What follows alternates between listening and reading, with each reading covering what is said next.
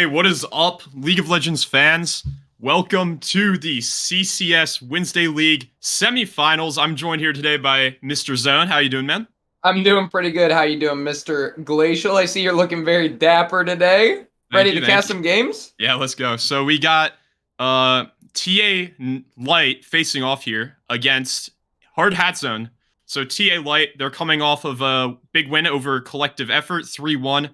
Looking like they're making quite a surge here late into the season. Hopefully bringing some momentum here into this game. And Hard Hat Zone, of course, the favorites not only for the Wednesday conference, but perhaps just to take it all. Wednesday What are your League. thoughts on some of these two teams? All right. So the main thing right now is Hard Hat Zone. They haven't played in a couple weeks. Like let's be real here. I think they've had 2 FF weeks, and then they had the bye week. So it's been like 3 weeks that we haven't actually seen them. However, they've only dropped 2 games the entire split, and they have not lost a single match. That does bode very well for them, especially going into these best of fives. We're gonna have some long games ahead of us. It'll be interesting to see if the series adapts a little bit. And then we have TA Light on the other side, which was kind of more of the underdogs. Everyone kind of expected TA Knight to make it into the semifinals, but here we are. TA Light's here instead. Props to them. Like, by all means, we've seen some good games coming out of TA Light against Collective. For those who weren't here last week, they did beat them 3-1. After Collective kind of fumbled the bag, game 2, Philly B, Penta, GG, no team. He's got the little LeBron jersey on. Like, what can you do? What can you do, Glacial? Philly being four wards. The ultimate meme is what ended up taking them out in the end. And, TA Light looking a lot more coordinated, especially towards the end of the series. And like I said, we'll see if they can take some of that team play, some of that momentum. If they can get on the same page here against Hard Hat Zone, they were one of the teams that were able to take a game off of them in the regular season. I do believe Hard Hat Zone were playing with the alternative ADC roster, so not quite their full roster. But it is worth noting that they were one of the teams that might have, been able to find one of Hard Hat Zone's weaknesses in the season. Yeah, and I mean, like, you got to give it to TA Light. We've definitely been seeing like some improvement. They did lose to DNX and Hard Hat, but they did beat all of the other middle of the pack teams. They were kind of just barely under the cusp of the upper like echelon of teams. So it's like, I don't think they're bad by any means, and I think they can definitely take some games off of Hard Hat. I'm expecting, I want to see a 3-1 at least for Hard Hat. I want to see TA Light at least take one. We did scrim them on Tuesday, so I know a little bit of what they're going for. But it'll be interesting to see how these games work out. Yes, absolutely. Of course, TA Light, they were one of those middle of the pack teams throughout most of the season. But definitely towards the end, and especially after this first week of playoffs, they've really cemented themselves up there, of course, with TA Knight, who were seen by many people as, favorites to possibly make a deep run, falling in quite dramatic defeat to Dorado Gaming. Now they're the only TA team left, and they were able to take out a surging Collective Effort with Philly B in playoffs form. So that might be a testament to the strength of this team, and they really do want to come into this game proving that they are, in fact, one of the top teams in the Wednesday division. For sure, yeah. And I think we are just waiting on players to get in order, if I do recall, and then we can get the games right underway. Are there any Yeah. picks you really want to see tonight, Glacial? Of course, the very famous Bennett Karthus top lane. He's played it in Do you think we're gonna see it? They are making memes, but do you think he's actually gonna play it? Maybe the Hard Hat Zone guys, they got they got a little bit of swagger, they got a little bit of ego. They haven't dropped a single, series yet. And we could see them breaking out some of those picks for sure, some of those specialty Karthus top. We might see some other stuff as well. We could see alternative on some of his signature carries. He's got his Yasuo, and he's got a whole bunch of other champions he can play. So we might see some of that coming out here as well. For the Karthus top, because you do know the Wednesday team's a little bit better. Does he go first strike, or does he go the Locket Gargoyle, which I did play against the other day in solo queue? I do believe he.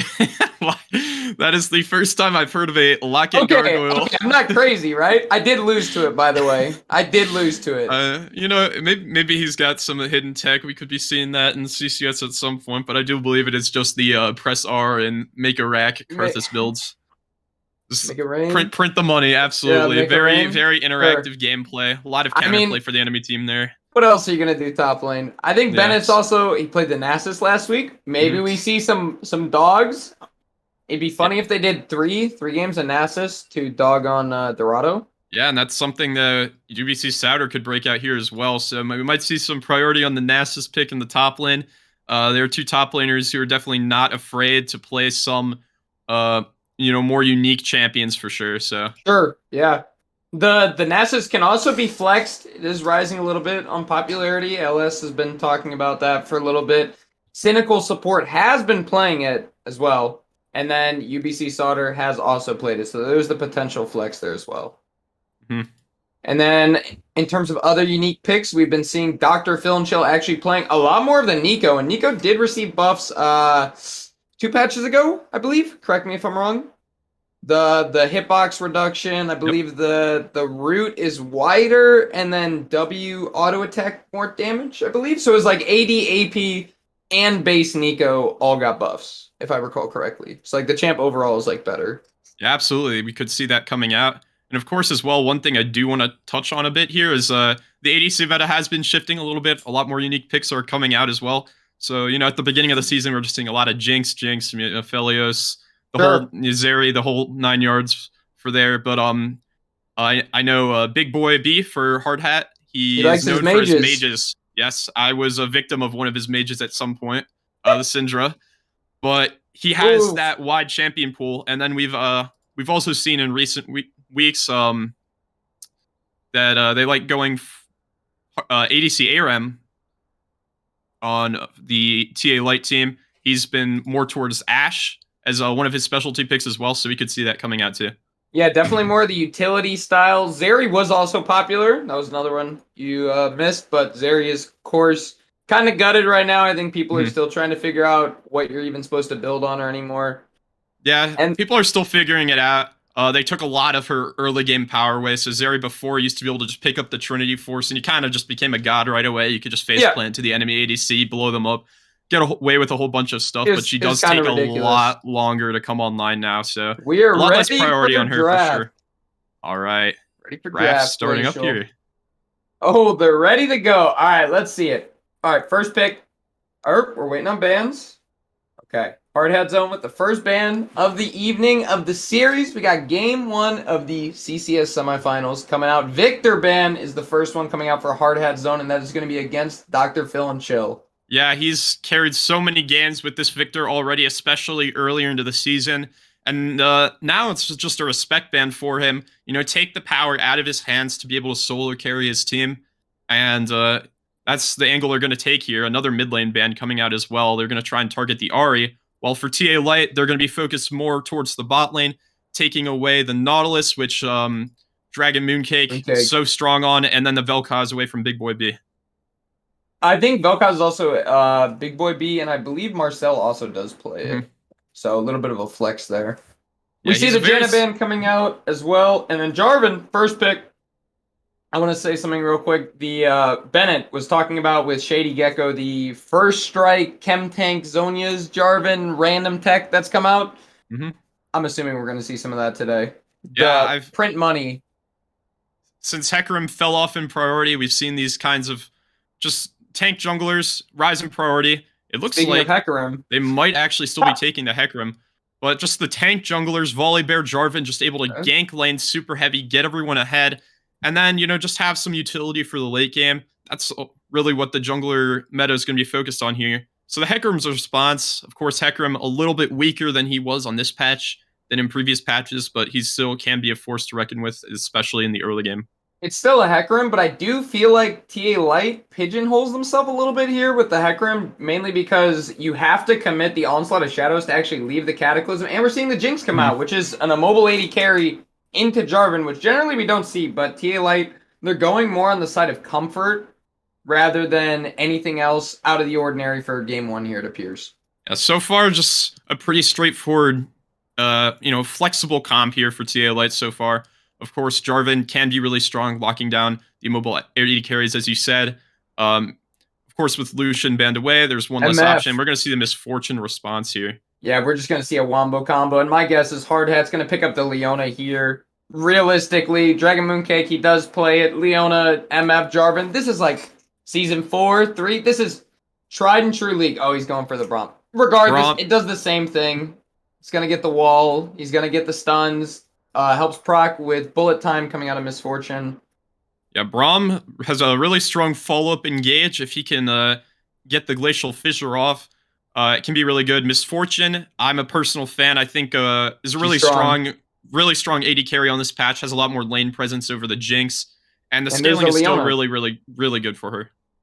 There's a Leona coming out of TA Light. They're going to take that one away right before the bans come out. That seems pretty standard for what TA Light likes to play. They have the option of 2v2 if they do so choose, or the Leona can go and roam. They leave the Jinx down there to scale, run around mid lane. So it'll be interesting to see where the teams are playing, because right now both bot lanes are very volatile, it seems. Like, yes, Jinx can scale, but like it can get deadly pretty quick with MF Braum and Leona Jinx. Like, there's a lot of kill threat down there, so we Yeah, might and see both junglers. Leona with her ultimate as well can be used to cancel Misfortunes, get on top of her.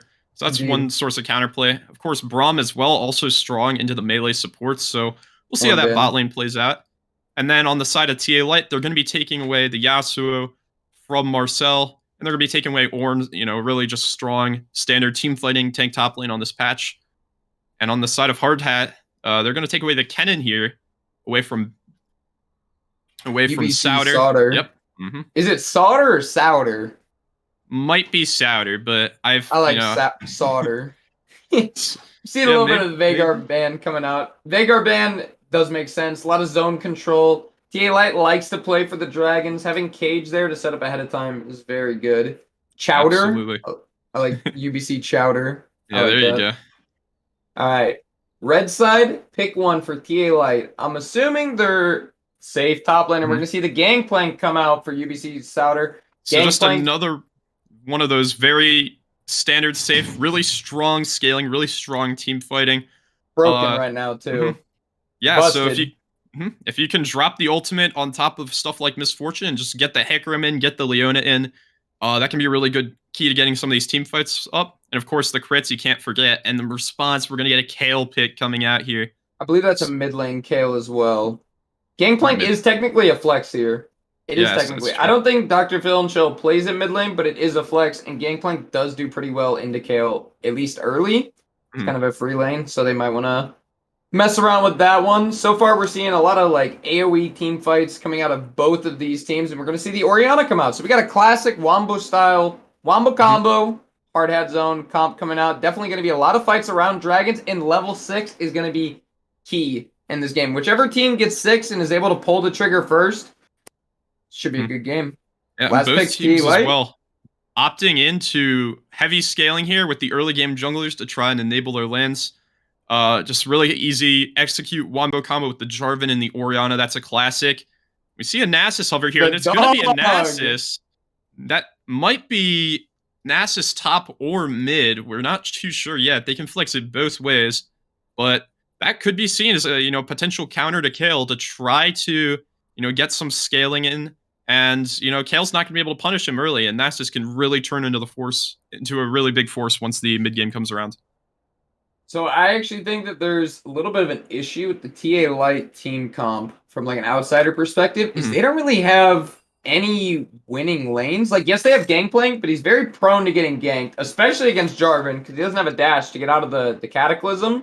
So depending on where Gangplank goes, and Nasus, he also doesn't have a dash. Like, I think Jarvan's going to have first move, and thus Hard Hat's going to be able to dictate the pace of the early game a little bit. And there's also a lot in the hands of Hard Hat Zone, in the hands of Llama, first team jungler for this division.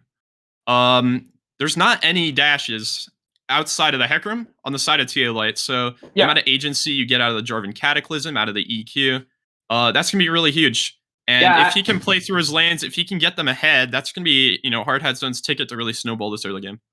Yeah, I don't really like how TA Light kind of drafted into the Jarvan, because he was first pick. Yes. First pick on blue, so they could have opted for anything else. I don't like that part. However, I do still like that they went for the scaling team fight comp. The Nasus might have been a little much, but I think they were trying to flex the gangplank, so I can see kind of where they're coming from. If they can hit the mid game, they have The hovers.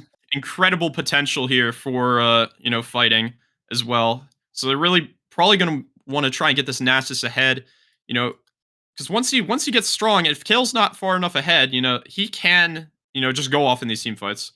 And you Yeah, know how Jinx is, currently just get a kill, and the team fight's pretty much a wrap there. So he's they're pop gonna off. just they're just gonna want to try and survive throughout all these early game ganks. Try not to give too much over to the side of Hard Hat Zone. And if they can do that, they'll be able to team fight their way out of this. So we actually do see the GP mid coming out.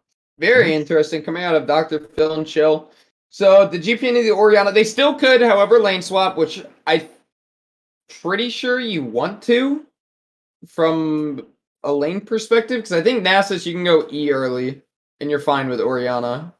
Should be, right? Yeah, you got options, but it might be a little bit hard to stack, and obviously you're gonna have such disgustingly low amount of priority in that lane that Jarvan and Orianna can basically run the map. And if you have Orianna running the map early game, then you're in a bit of trouble. So yeah, definitely in a bit of trouble. All right, out of these teams, who do you want to see make the first move, and where do you want to see it in game? Ooh, that's a good question. So I'm assuming we're going to see both top laners and junglers start topside, path down.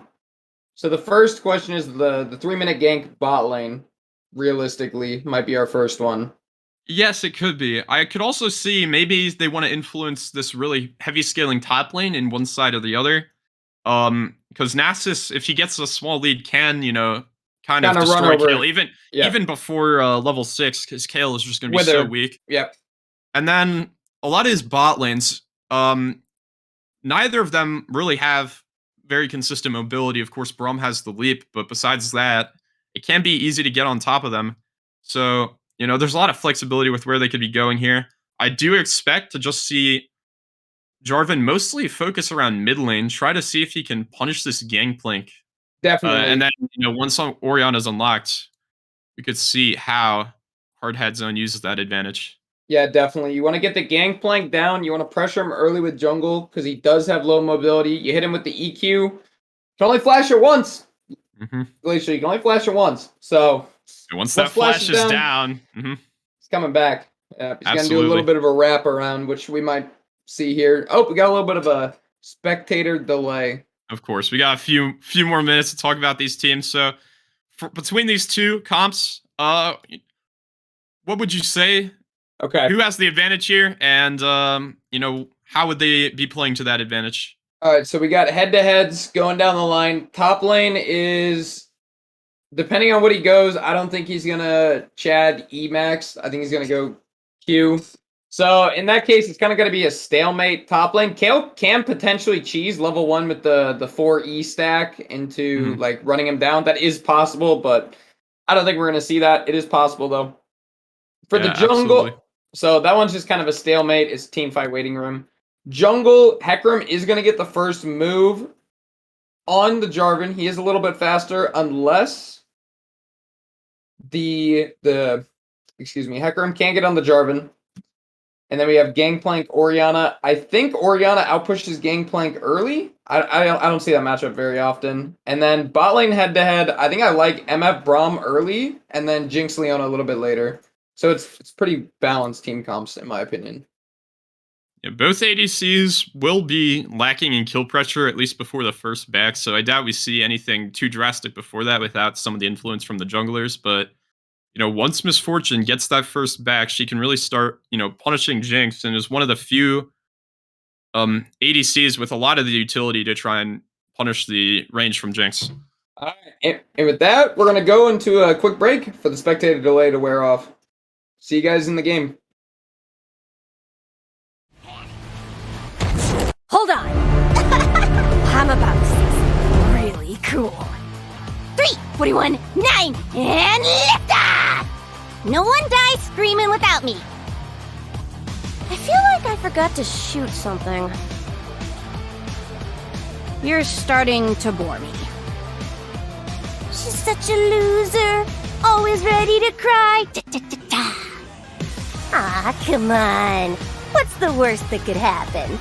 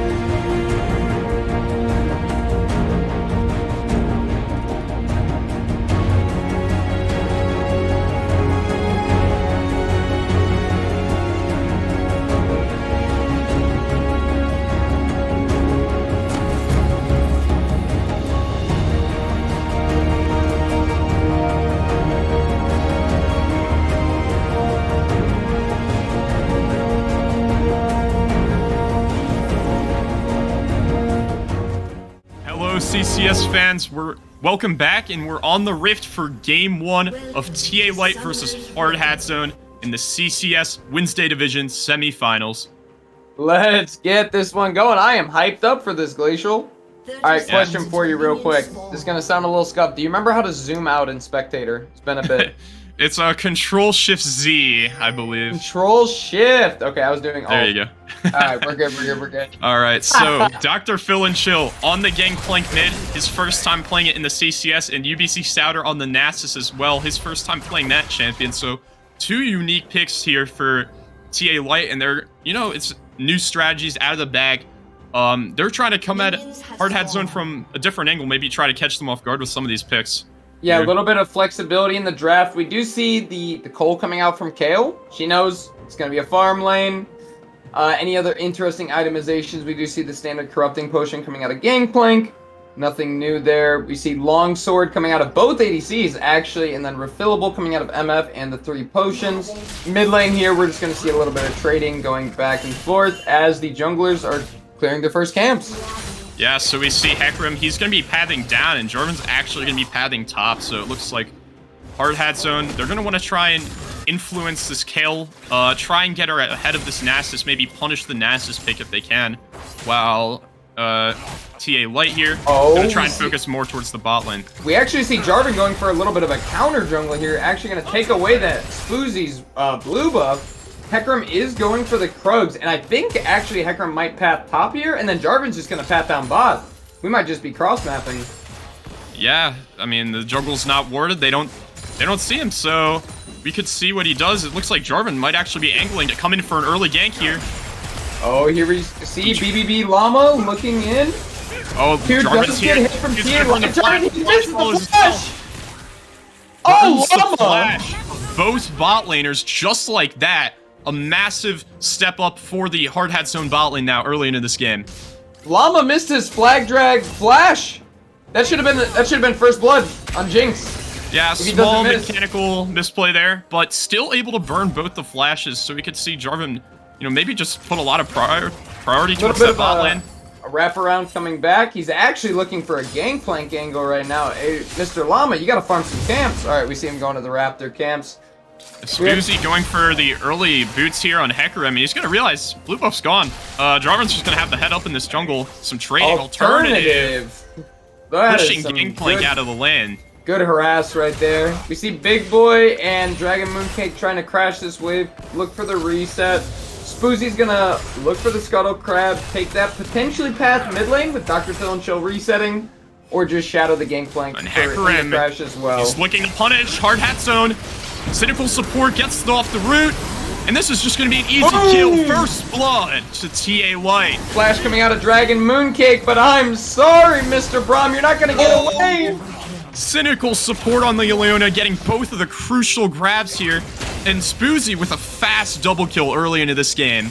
There we go. We see a little bit of momentum coming out of TA Light in the early game. Spoozy recognizes that his own bot lane doesn't have the flash summoner spells that he's kind of got to cover.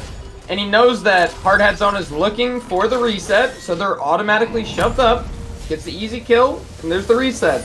TA Light is going to be down a little bit of CS off of that play. However, I think they're going to be up in gold. Yeah, Hard Hat Zone. They're just pushing up a little bit too far. Didn't quite get the ward, and Spoozy had the perfect timing with the boost reset. It's comfort gank that they just were not expecting. No, I'm assuming that Hard Hat Zone was probably thinking that with blue buff down, Spoozy was going to go crab reset, not actually bot lane. And it did look like he was going to reset. It was more of like a split decision to like go back down to the bot lane. So they spot out Llama Dragon here, Mooncake. trying to invade the jungle. Gangplank is coming. But He's Jarvan gonna- will just be able to Dragon EQ flag. out. A little bit of trading going down in the bot lane. We see Souter trimming the wave a little bit. He is down to the Looks KO. like they're but- actually going to try and crash a big wave. Alright, we see a little bit of trading going on in the mid lane. Alternative still chunking. We see Hard Hat Zone also pushing in the bot lane tower. And I think Glacial just DC'd. That's alright. Alright, we see Spoozy taking the Krug's top lane. And it looks like Hard Hat Zone, they're just waiting for the lane to push back to them in the bot lane. Alternative looking to still zone off Dr. Phil and Chill. We see a little bit of a barrel chain getting set up by the Gangplank. Some harass coming down from the Misfortune to make it rain. Cynical support going in with the Zenith Blade. Stun comes out, he's gonna walk away. Jinx gets a little bit of harass. Glacial, welcome back to the game, my friend. And we're gonna see the Hecarim reset. Yeah. So some early trades going on. Still nothing quite happens yet.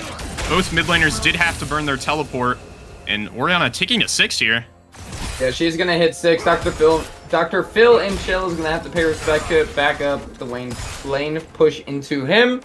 And we see some more trading going down in this bot lane. Looks like Llama wants to get the blue buff on spawn again. Yeah, and the power of just the poke Misfortune, able to exert a lot of priority on top of this Jinx. With the Comets, of course. Spoozy coming in. 20 CS now, but the gank. Spoozy trying to get the kill on Orianna, but the Shockwave's able to keep her alive. Yeah, Shockwave Flash is going to be used. Wave is going to crash. Dr. Phil and Chill's not going to die. Neither is Marcel, aka Alternative. And it's a jolly good time. Gangplank's going to collect this wave. And most likely look for a reset. However, it looks like Hard Hat Zone is potentially going to 3-man. We do see Dragon Mooncake and Llama walking up. They're just going to help crash the wave. And call it a day. Yeah, and Dragon's up here now, so we're going to see them reset. Possibly they might want to be looking for a play towards this Dragon here once they get back. Hard Hat Zone, they're known for their very early leads, just commanding and being able to close out the game fast. They're a very quick team, but with 0 kills on the board, could that, spell some concern here for them? It could potentially, however, it's about less than a 1k. It's nothing too crazy in this early game. It is still being taken a little bit slower. but that is kind of expected as we see the 6s coming out. Llama's still 5, he's about to hit 6. Big Boy is about to hit 6 as well. And then same with Jinx and Spoozy. Yeah, these lands, of course, they're not super volatile. Not a lot of fighting you can do, of course, if you're playing Kaelin and Nasus or Nasus into Kayle. Orianna just mostly going to go for clearing the waves. We've seen some aggressive trading onto the Gangplank, but they haven't really been able to convert that into anything yet. And of course, this Poke Misfortune bot lane just going to pressure Jinx every time she goes for one of those CS. Just try and get a small lead through the bot lane here. And, you know, Ghost early. Oh, Hecarim coming in. He's going to get the fear off. That's just a kill.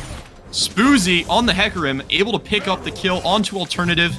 Take a lot of pressure off of the Gangplank here, and he's going to go up to 3-0. You'd love for the gold to go out on the Gangplank, but sometimes, you know, the Hecarim's just going to take it with his healing from his Siphon. I don't remember what it's called. What's his W called? Well, we got Spirited Dreads, a little bit of the damage over time, ended up taking and securing the kill. But Alternative is going to reset. CS is relatively even in the mid lane. Top lane, it's dead even. And we see a little bit of a CS advantage coming out for Spoozy. Llama taking a big chunk of damage from the Gangplank. Yeah, and Hard Hat Zone during that time, the Hecarim was mid lane. They were able to use the bot pressure, pick up the first dragon here, so now they have that win condition available for them. We do see Wither coming out of Solder. Bennett's just gonna back up. Nothing's happening. Flash burned here by the Leona. Instant 6, instant Lunar Eclipse comes out. Solar Flare, excuse me. Yeah, just an easy pickup on the Flash, and we could see Hecarim just making a move down towards the bot lane. If they could try and get some kills onto this Jinx, that could be key into transitioning in the mid game here. Alright, we see it looks like, oh my gosh, heavy trading, Braum able to land the Q. They're gonna go, the Ignite's down. Misfortune gonna be chasing her down. Cynical support looks to walk it out, good Flash coming out. They're able to live, but a lot of heavy trading going out onto Llama the TA. looking for the lane. Here's the gank. Llama on the Jarvan, he's gonna be able to get the ult. Knock up. Can they find the damage? Yes, they do, and that's a kill over the Kayle. Oh, that's not what you want to see for TA Light. The bot lane's falling apart a little bit. Top lane goes down. If those kills go over to the Hard Hat Zone bot lane, we could be seeing a little bit of a shift in gold. And right now, TA Light is still going to have the gold advantage.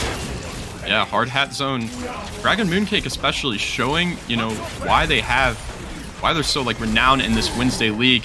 You know, looking for those plays, finding the Braum Qs, and able to put down a lot of pressure onto the TA Light bot lane. Meanwhile, Llama on the other side of the map able to punish Souter, and getting a kill onto Kayle this early can be really big in helping her, you know, start being able to level up, especially towards that monster level 16 late game that Kayle is so famous for. Yeah, it's definitely a concern when Kayle around the 8-9 levels. The Kayle EXP is a lot. You do start spiking a lot quicker, and the sooner you get to 11, the sooner Kayle's unlocked as a champ. She does have Cole almost completed now. We got 16 stacks left. Then we're going to be basically seeing about a kill's worth of gold coming out for the Kayle. She's already up about 400, so we're just going to see that start to balloon as well. See Hard Hat Zone taking the top scuttle, and they are looking for a potential Rift Herald as Cynical support is clearing out a pink ward in the river. Yeah, and we're going to see a lot of focus around this Kayle, of course. If she can, you know, she's been able to farm mostly uncontested. Hecarim hasn't really found any opportunities onto the top side here. And, yeah, if they can get this Kayle ahead here. Sorry about that, really big, but we do see Hecarim trying to go for a play here now. Finds his way into the bushes. So Nasus actually has about 200 stacks at this point in the game, so he is starting to get the stacks up. And once Llama's gonna go flash in onto the Gangplank, burns the ultimate, burns the shockwave, and that's just gonna be a kill. Alternative's gonna be able to pick it up. Yeah, good ganks coming out of Llama, but he missed the EQ again. Onslaught of Shadows goes out on the Kayle. Bennett's gonna have the flash. Keep Kayle alive, but the stacks. My. So much damage going out into the Kayle, and that is what they need. 4-0 onto the Hecarim here. Taking over the game. Is putting in work this game. Oh my gosh, that Hecarim is doing tons of damage. Yeah, it looks just for a second like Kayle might have been able to escape it, but, you know, as soon as the ulti wears off, she kind of just popped like a balloon there, so. Yeah, too much burst coming out. Crystallized looking to just clear this wave a little bit. Try not to get dove. Oh no, we see Llama. Dragon Flag is going to go wide. Jarvan's just going to stun her up. Big, good punish from Hard Hat Zone. seeing Leona mid lane, and they know they have the chance to just shove in the wave and go dive. But Hecarim, he's going to come on here. Oh, looks like they're going to go for the engage, but here's the Orianna. They weren't quite ready for this. Bullet Get off time. a little bit more than they can chew, and the Leona's just going to fall there. Big boy be able to pick up the kill. Coming out of Mooncake, and he's going to live. This is the hard hat zone that we know. They are making the plays across the map. They drop the Herald mid. Leona's forced to respond, but, you know, they were just able to rotate down bot, get the wave shoved in, and, you know, Jinx can't be under that tier 2. They're able to deny a lot of CS from her, and 2 kills now on the Misfortune. She's starting to power up. The Eclipse coming through now. Yeah, great dive coming out of hard hat zone. TA Light, it looked like they were trying to salvage what they could. Spoozy went in a little too far. Might have been a miscommunication call there, but they also might not have just known.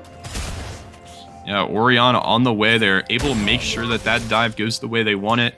You know, they try and look for an opportunity, try to look for a punish, and they really just do take off more than they can chew, and that's going to be a small lead over here for Hard Hat Zone. With the second dragon coming up now as well, we might see a fight. Alternative actually being able to deal a lot of damage to Gangplank and force him out here.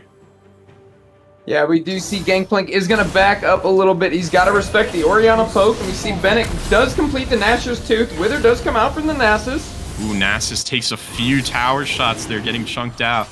Now Spoozy's going to start up the dragon. They're going to drag it back a little bit. Looks like Hard Hat Zone do want to fight this. Alternative. Chasing down the Gangplank. The shockwave goes out. The heal. Run, Dr. Phil, run! Also, the Shadow does come out! Too far. The Hecarim able to just punish the Orianna. Oh, and it looks like Crystallize is going to try to run down Hard Hat Zone members. Dragon Mooncake, he's running, but I think Spoozy's just going to get him. Llama gets the dragon. TA Light picking up 2 kills, 6-0 now on the Hecarim. He is absolutely massive in this game. Yes, he is, and it looks like he's going for a, I'm assuming, Divine Sunder build coming out. We see a dragon does come in for the Hard Hat Zone members, which is good. They're playing around dragons. We're seeing an Infernal Drake does come out.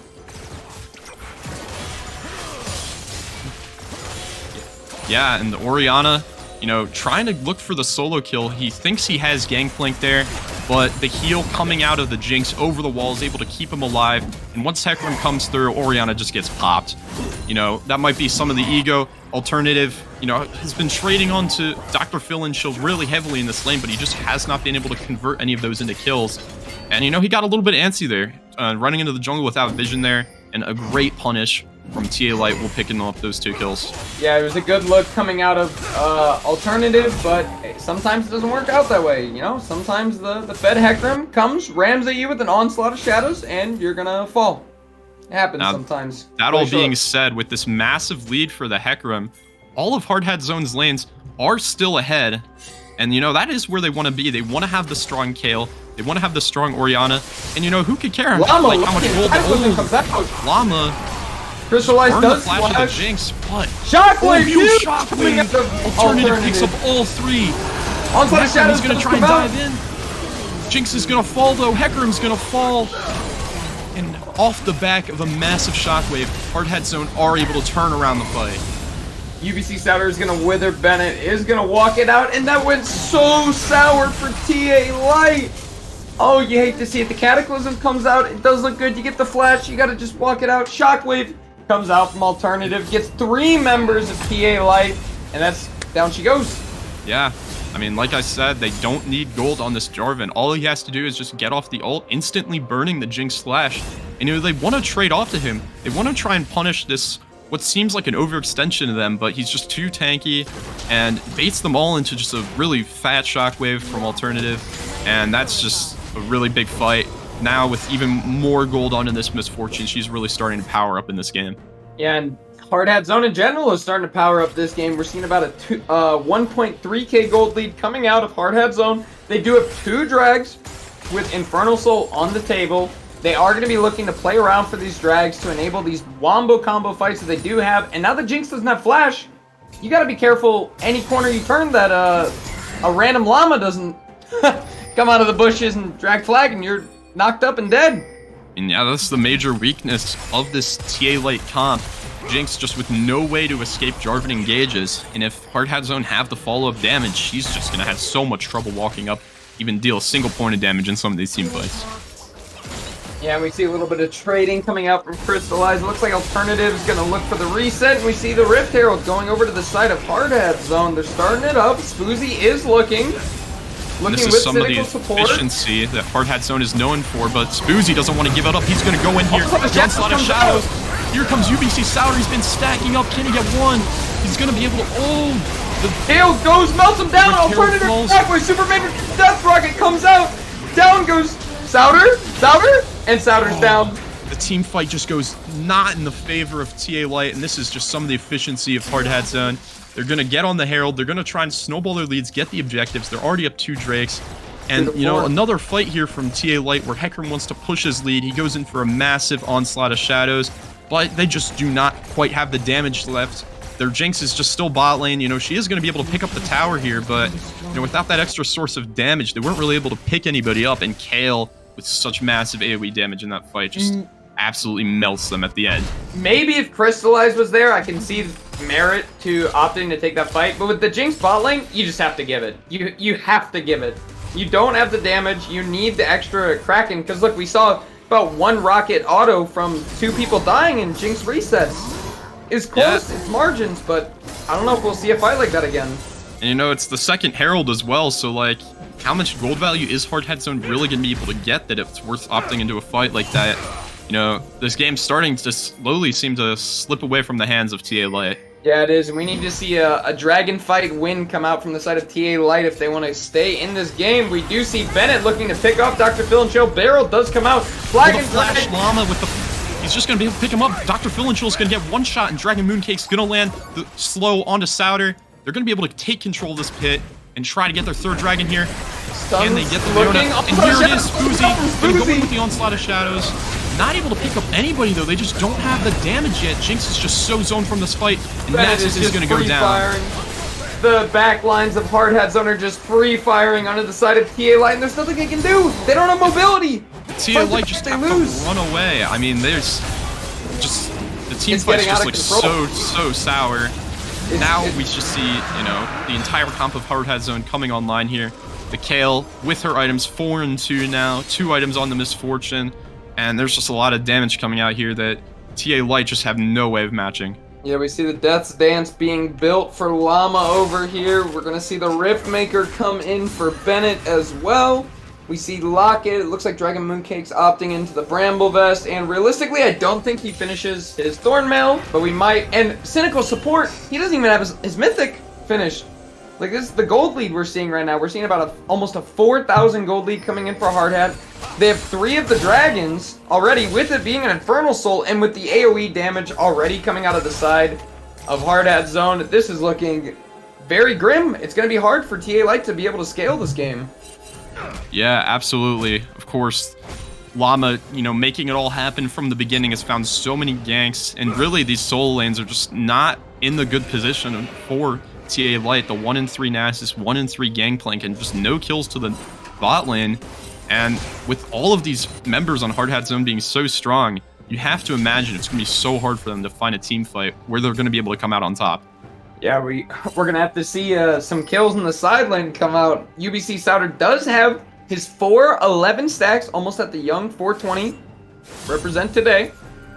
All right. So once we see about generally 600 stacks is when you want to start grouping as Nasus for team fights, because that's when you start having enough oomph in your step that you can actually start to slap around some people. But yeah, we got to see Souter look on Bennett.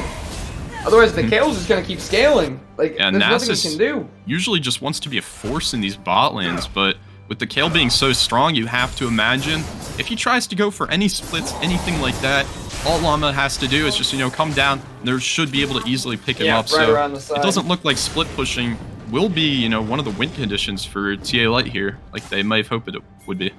Yeah, I mean, oh no, looks like Dr. Phil and Chill is about to get run down. I don't know why directed camera's going mid lane, and he's just gonna walk it out.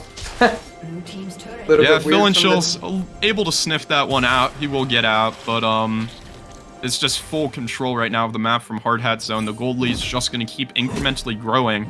And with Baron up now, you have to imagine they're just going to want to try and take control around the spot. And if they can get that one pick, this could be, you know, the beginning of the end for TA Light here. Yes, it could. We do see the Wither comes out, Oh, and the damage. Souter can't even get on to Bennett. And we see the counter Baron pick. Nasus, he's Baron's just gonna get getting started absolutely up. destroyed by the Kale, and now the Baron's going to be started up here for Hard Hat Zone. And they're just gonna back off. But Souter looks like he's bitten up a little bit more than he The can do. ultimate Wither does comes come out. out. It's going to be a 1v1. close fight. The Nasus is stacked up, but the damage is massive. The flash, but he's not going to be able to kill him. Bennett, the solo kill on the sideline. The Nasus just gets destroyed in the 1v1. Did he flash in place? Not too sure there. I think His flash is on tried CD.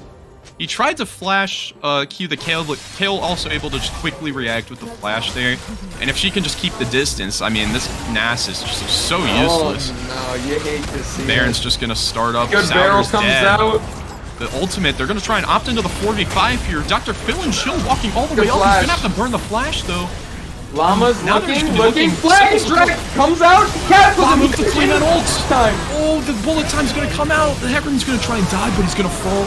Leonid's going in as well, but they're just not able to do anything. The Jinx isn't able to get the follow-up damage, and this Kale is massive. 7 kills over to Bennett. Rachel, I hate to say it, but I think this game might be over here. Bennett just so strong here on the Kale. They had the counter pick from top lane. There was just no punish, no matter how many kills this Hecarim got. They did not stop this Kale from scaling into the late game. Now as they try to fight, you see Spoozy trying to ult in, Gangplank dropping the ult, but nothing's connecting. Nobody's dying, Jinx can't get the resets, and you know, at that point, what are you really trying to fight for? Trying to fight for a way down the ramp, it seems, and only one member could get down the ramp, Glacial. I hate to tell you. Only one. Yeah. So Infernal Soul coming up here as well. A lot of extra damage that, I'm going to be honest, Hard Hat Zone don't even need to close out this game. No. But no, they do not. just And they do so have the Baron. strong. 10,000 gold on both of their carries. The Misfortune, the Kale just looking so strong here.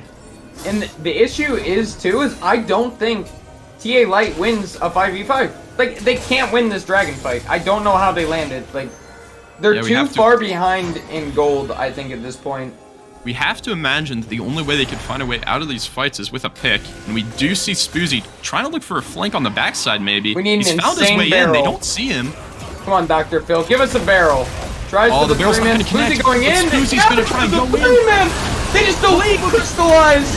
Crystal Eyes just dies instantly. The flank does nothing. They're all still full HP. It's just complete destruction for And Hard the- Hat Zone. Directed camera is griefing us watching Spoozy. We got BBB Llama going for the three-man Dragon Flag into Cataclysm. Crystallize literally got deleted. I think he died instantly. He didn't get to heal or flash. I mean, what do you even do on this Jinx when this Jarvan-Orianna combo is just as strong as it is? They can just slap you with your wallets at this point. You will get deleted. This game's done. It's Yeah, done. they're going to be trying to push for the end here. Of course, the TA respawn timers are pretty low, so it looks like Hard Hat Zone are going to just play it safe. They're going to get some of the towers, and, you know, you really have to imagine TA Light just doesn't have a way back into this game. We see a Collector coming out of Dr. Phil and Chill. Buddy, you only got 1 kill. I don't think Collector's gonna magically make you start killing these guys. You need the Gotta damage collect first. a loss, I'll tell you that much. It's just not really able to scale in. Only at 130 farm, and we're gonna see a Hard Hat Zone recall. And look at these buys; they're just gonna be so fat. Alternative just buying a full Zanya's Hourglass, and we're There it seeing is. Kale with the Magi Soul Stealer about to get the 4 items here. We got And, you 2 know, what can you- stopwatches. What can you even do? You have Stouter. I mean, he's at 2 items. He's one of the stronger players on the team, but like, we're nowhere near hitting our power spikes. Gangplank still needs a few more items before he's gonna be able to do any damage to this front line, or even the back line for that matter. They can't even get onto the Kale, let alone. Oh, we do Oh, see they're like trying to look for Spoozy's something. trying. The ghost coming out. The flash burns from Big Boy B, but that's all they're able to get, and I don't know if that's gonna be enough. No, it is not. I would like to have seen Spoozy commit to it. You got 3 Dragon there. Moonkick. Just walking up, he doesn't care. Who's gonna stop him at this point? He's got Llama behind him. He's got Big Boy B. He's the amount El of pressure. Macho Brahm, baby. He's got all the balls he needs. Whack Look him at with the the chair, hair beat him my on the man's head. chest. Oh, the ultimate Fisher coming out. coming out, flag and drag. Bullet time as well, the Cataclysm. No one's Not falling gonna quite come yet, out. but there it Still is. has Cataclysm. Kale's here. Bennett's Oh coming my on the god. flank. Bennett just gonna get one, just gonna get two. He's playing creative mode in this game. What do you even do? Kale's just on fire. And that's going to be the end here. Surely Hard Hat Zone can end right here. Flag and drag Llama. He the finally flash from Llama. 3 times the charm. Dr. Phil and Chill, the carry, the mid lane star here for TA Light. Llama's just going to execute him here, and that's just going to spell the end of this game. A dominant victory here for Hard Hat Zone in game 1. It looked good in the beginning for TA Light, and then it just got out of control so quickly. Just an outstanding display of team play, especially from Hard Hat Zone. Llama on the Jarvan, picking up 25, kill participation, a 26 kill game. He was everywhere. So I'm and seeing Kale in going Twitch chat. unpunished. Rachel, I think your mic's muted. Mister, Oh, is it? are you there? Yeah. Okay, okay. I lost you there for a second. So I'm getting told in chat that Bennett is actually the number 71 Kale NA. And That's kind of crazy. I mean, we see I'm some of checking that it there. out. I'm checking it out. The power of a completely unpunished Kale in the top lane, just farming up and just showing up to the fights and just being an absolute force. We I have am not seeing counterpick. that anywhere. Twitch chat's lying to us again. You never know with those stats websites, but yeah, of course, Hard Hat Zone just picking up a big victory here, and TA Light, they're gonna have to change it up going into this next game here. So we'll catch you around for game 2. We'll be back.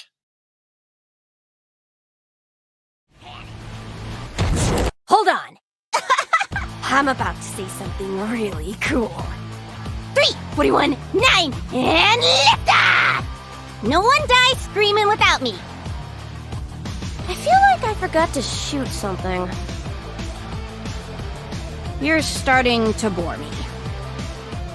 She's such a loser. Always ready to cry. Ah, come on. What's the worst that could happen?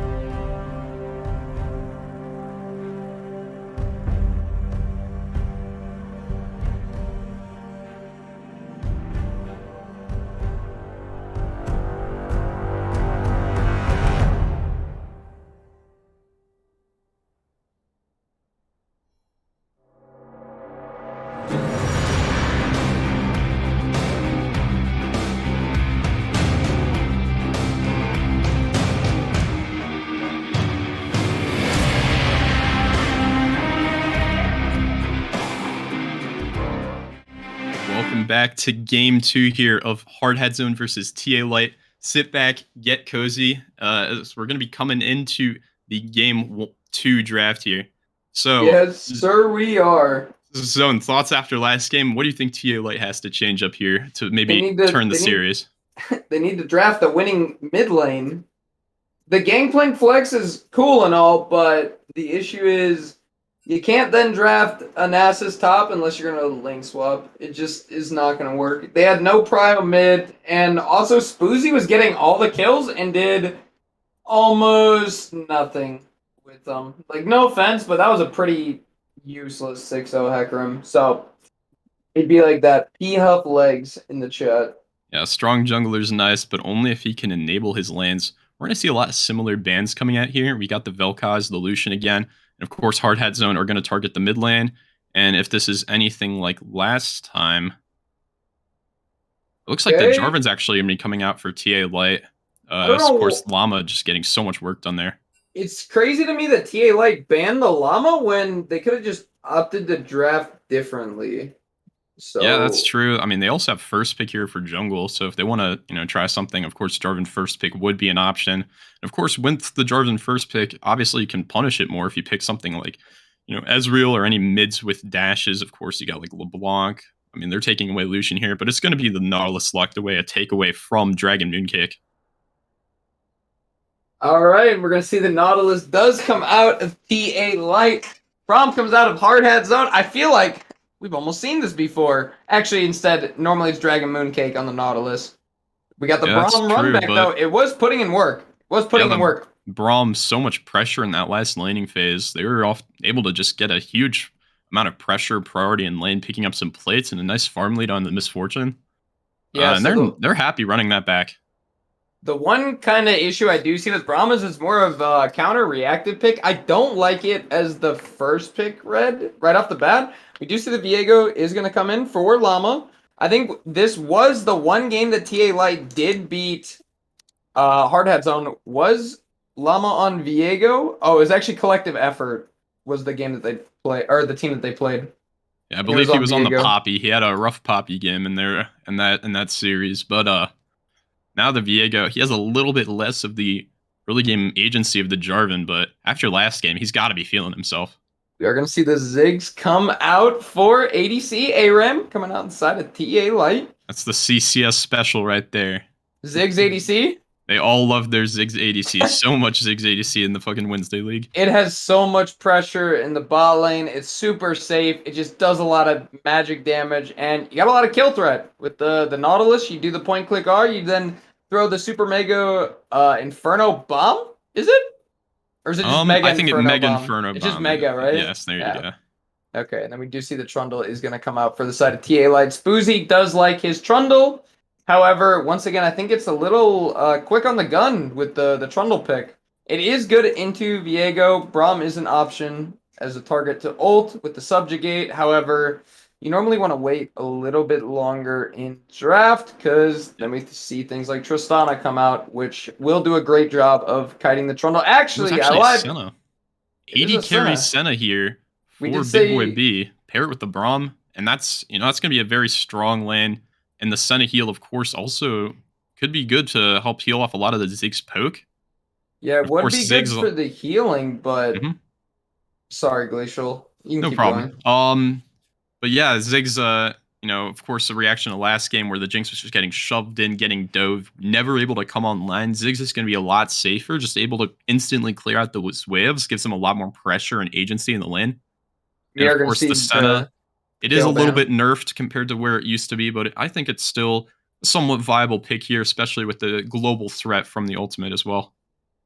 Yeah, the Senna pick in general I think is good. However, I think throwing or slotting it into the bot lane, however, is not as good. I think it's a lot better when you run it support and have something else fasting. So the Braum with it I don't see as like the best. Maybe a Tom would have been a little bit better, but they did first pick the Braum, so yeah, and of course, yeah, that's some of the downsides of taking the Braum so early.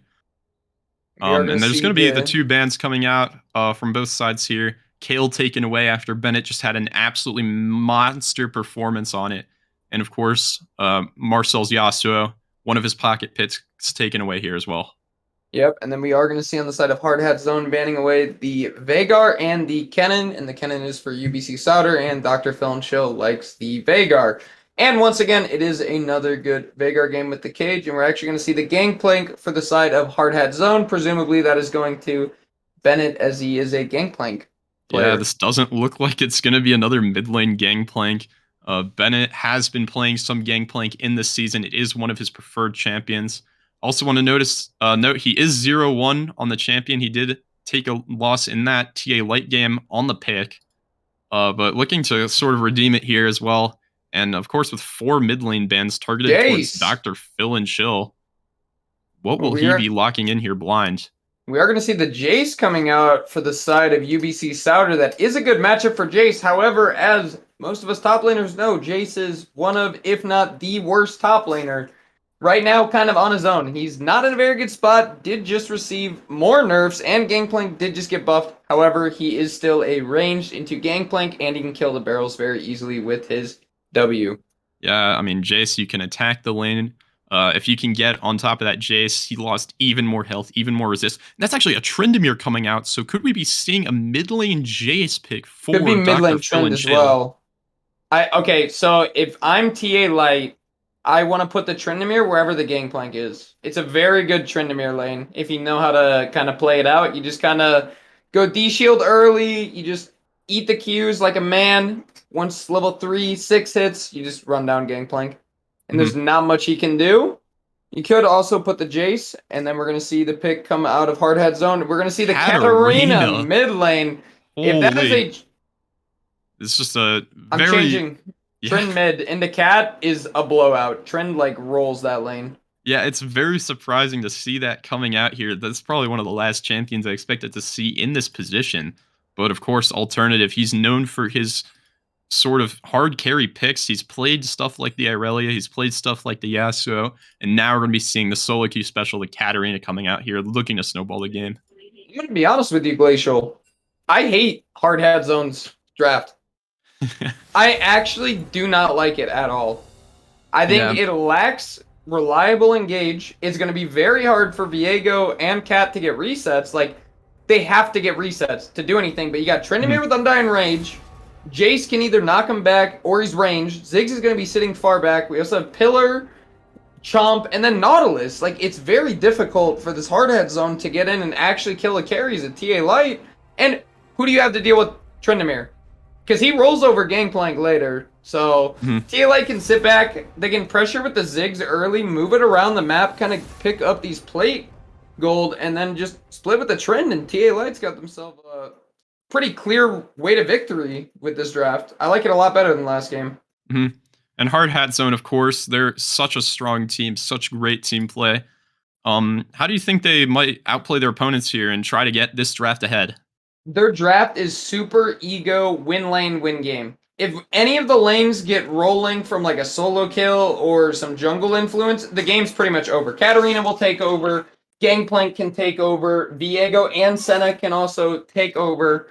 So we can see it come out of Hard Hat Zone if TA Light are slipping in any case, but if TA Light plays it slowed, controlled, they should be able... They can even give up the first 1 to 2 dragons if they would like, and opt into the scaling route, even though they do have a Jace, just because trend split. You just buy time for it. Eventually, no one can match him. So here we are. And we actually are going to see the Trendemir going into the mid lane versus Katarina.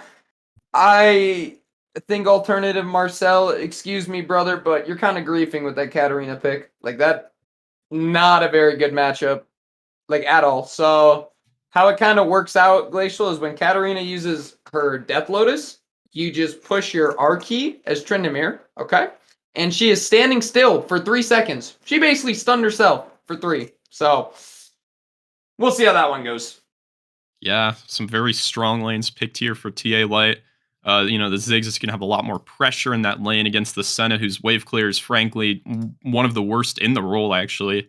So we're going to see probably priority in every lane here for TA Light. Yes, we And should. we'll see here what Spoozy's able to do on the Trundle to maybe even set the Viego behind to really get the game snowballing with all this pressure in the early game. All right, what I want to see from TA Light in this early game is prioritizing the Rift Heralds and playing for the Jace. If you do not play for the Jace, there is no reason you should have picked this champ. Okay, that's step one. For Hard Hat Zone, what I want to see out of them is they need to play around securing some drags, and they want to look for the early skirmishes, get Katarina a kill or two, Viego a kill or two, and just take over the map from there. You can then set up easy roams and the dives, but Hardhead Zone's looking for the early skirmishes. TA Light's looking for more of the 1-4 poke split and slow siege with Baron later in the game. As long as it doesn't get blown out of the water, I think TA Light takes this one pretty easily. And we can see that. Of course, Jace, very easy to attack. Like you mentioned, you have to play for the Jace. And this maybe could be a spot of weakness that Hard Hat Zone could look to attack here. With the lane pressure of the Gangplank early, Jace is going to be a little bit stronger, but he will still have some of that setup. And if they can get Katarina and Viego into that lane with the global ultimate from Senna, they might be able to try and snowball out of top lane here. All right, and hopefully we do see a snowball come in from the top lane. With that, we're going to go on a little bit of a break here, and we will catch you guys back when we are on the Rift.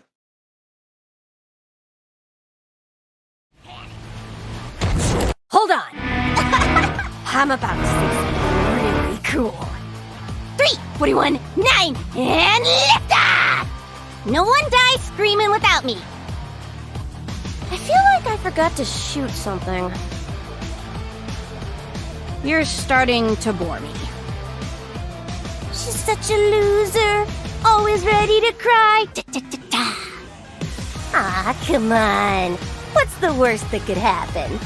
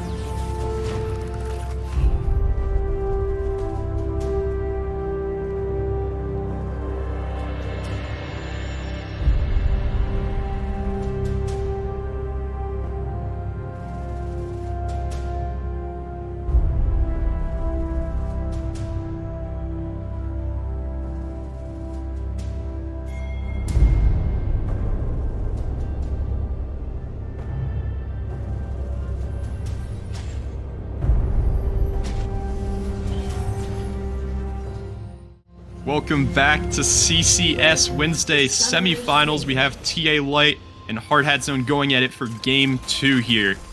And looks like we're going to already be starting with some level 1 cheese. Llama leads them to the bot lane. Oh, they're going to line up on the wall. Oh, is Cynical Support going to see them? Wait, Cynical Support, what are you doing, brother? Oh, it burns the flash. Okay, he's good. He's good. All right. Gonna walk it out. Okay, he was running in circles there. I was a little concerned that he was a little AFK.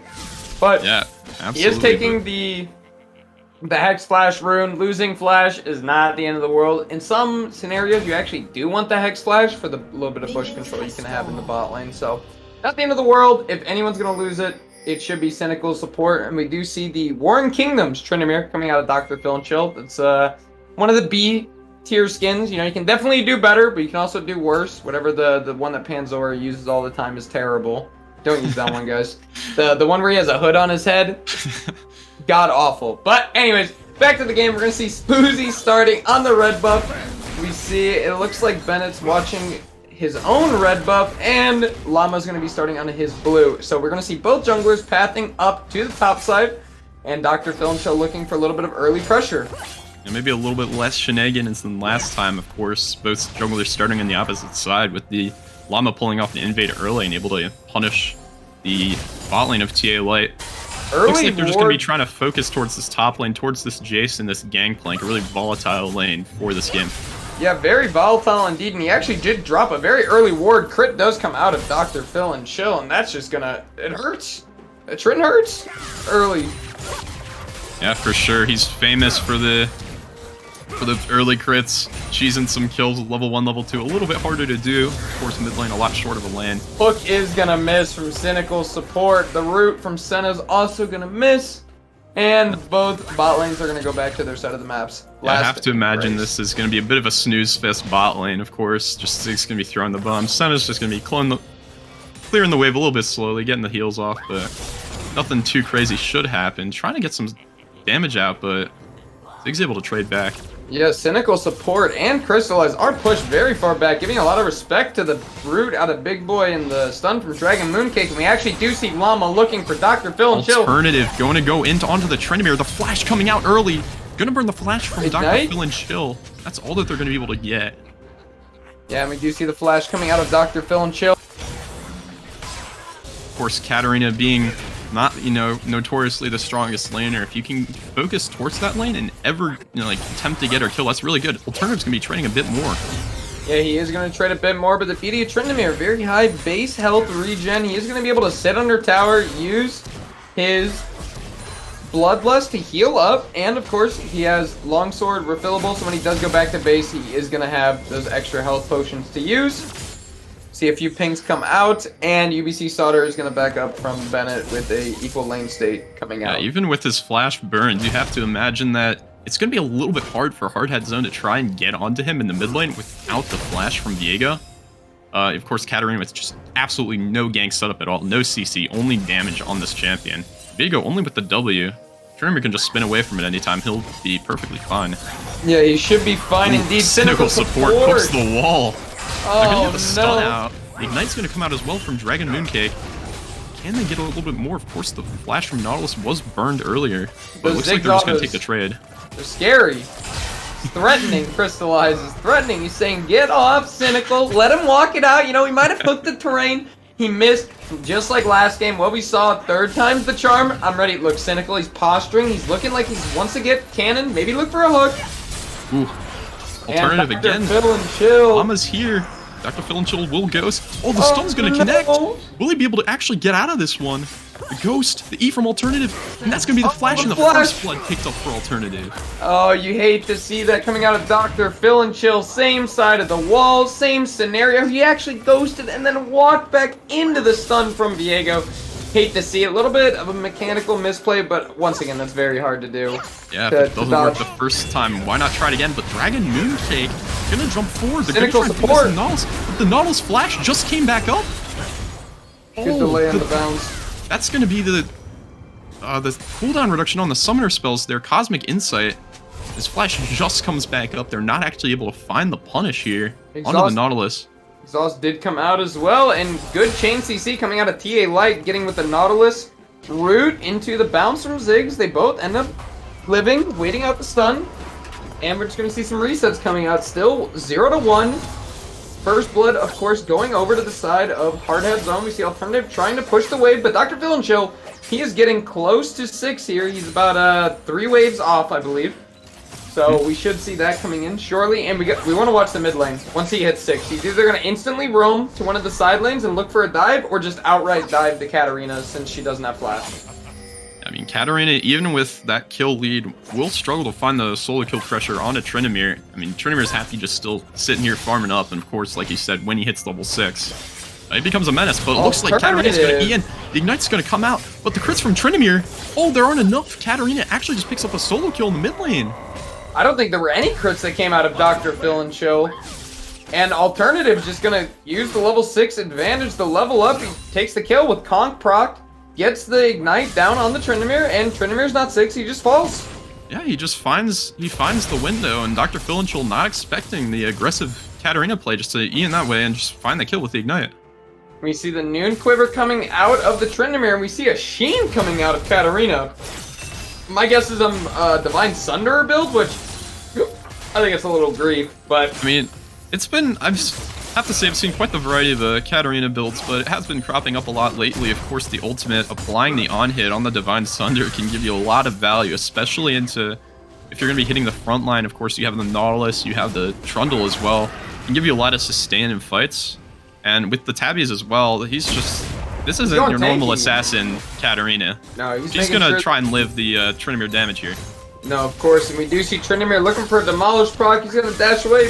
Dagger comes out.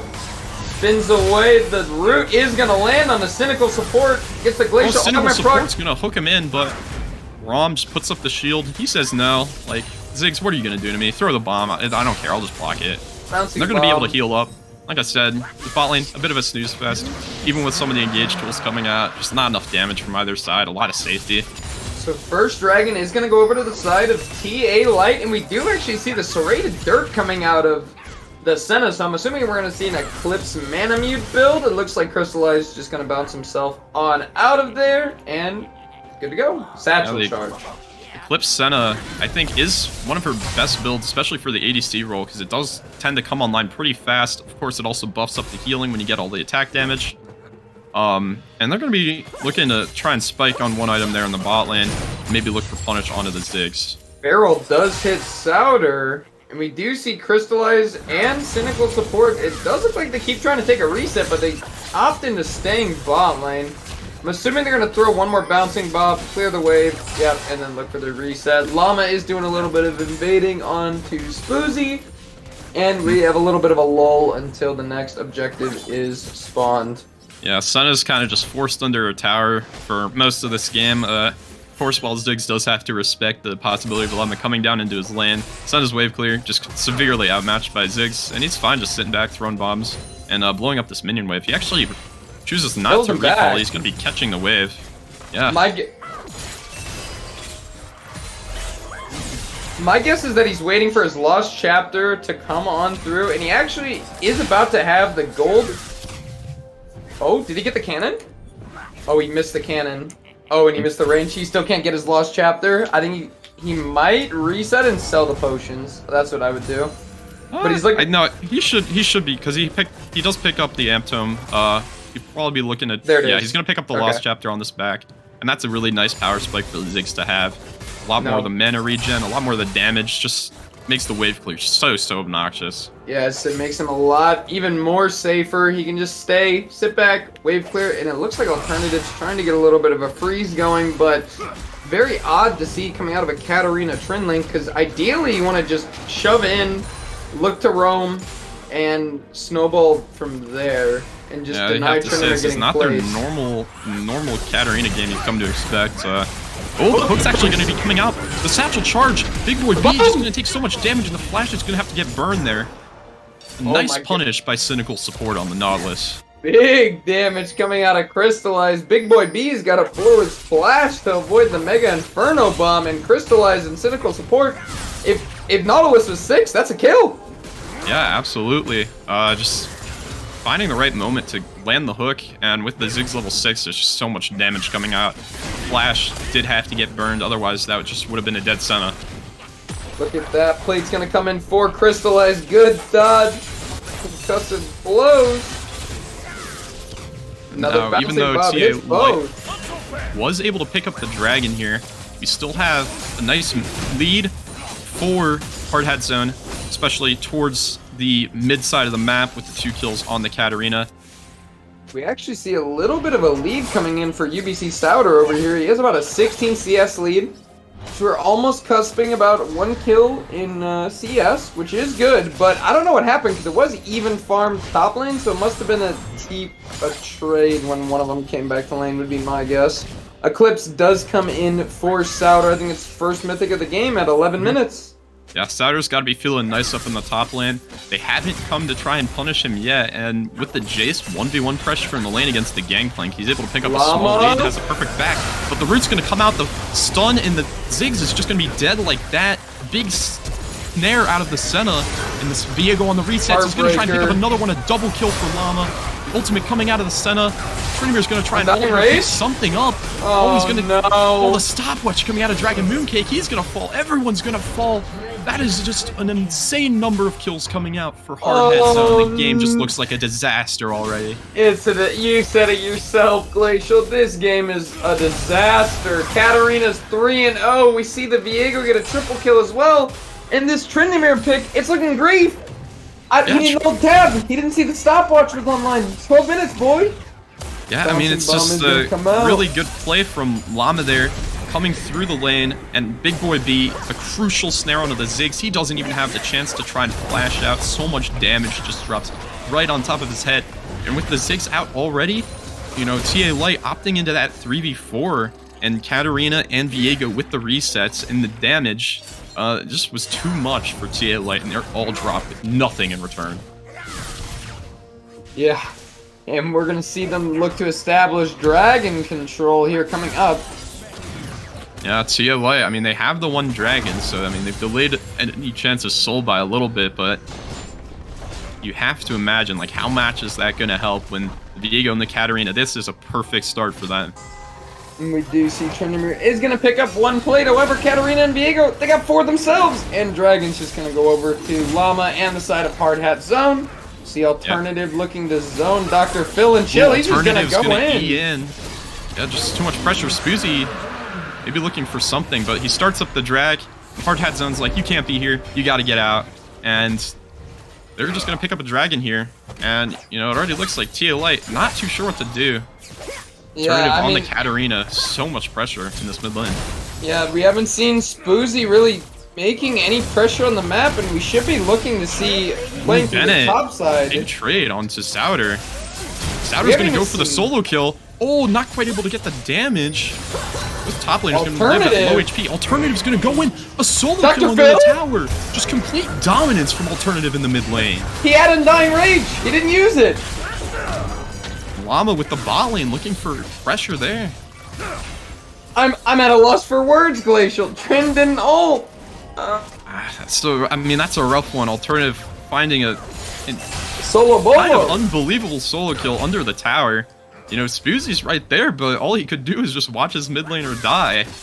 It's just complete dominance from Alternative over Dr. Phil and Chill. Dr. Phil and Chill, one of the star carries for TA Light, especially earlier into the season, but this Tryndamere getting punished really hard, and you have to say, you know, he's been on the Gangplank, he's been on the Tryndamere. Maybe, like, this loser mid lane just isn't working out for them. Missing.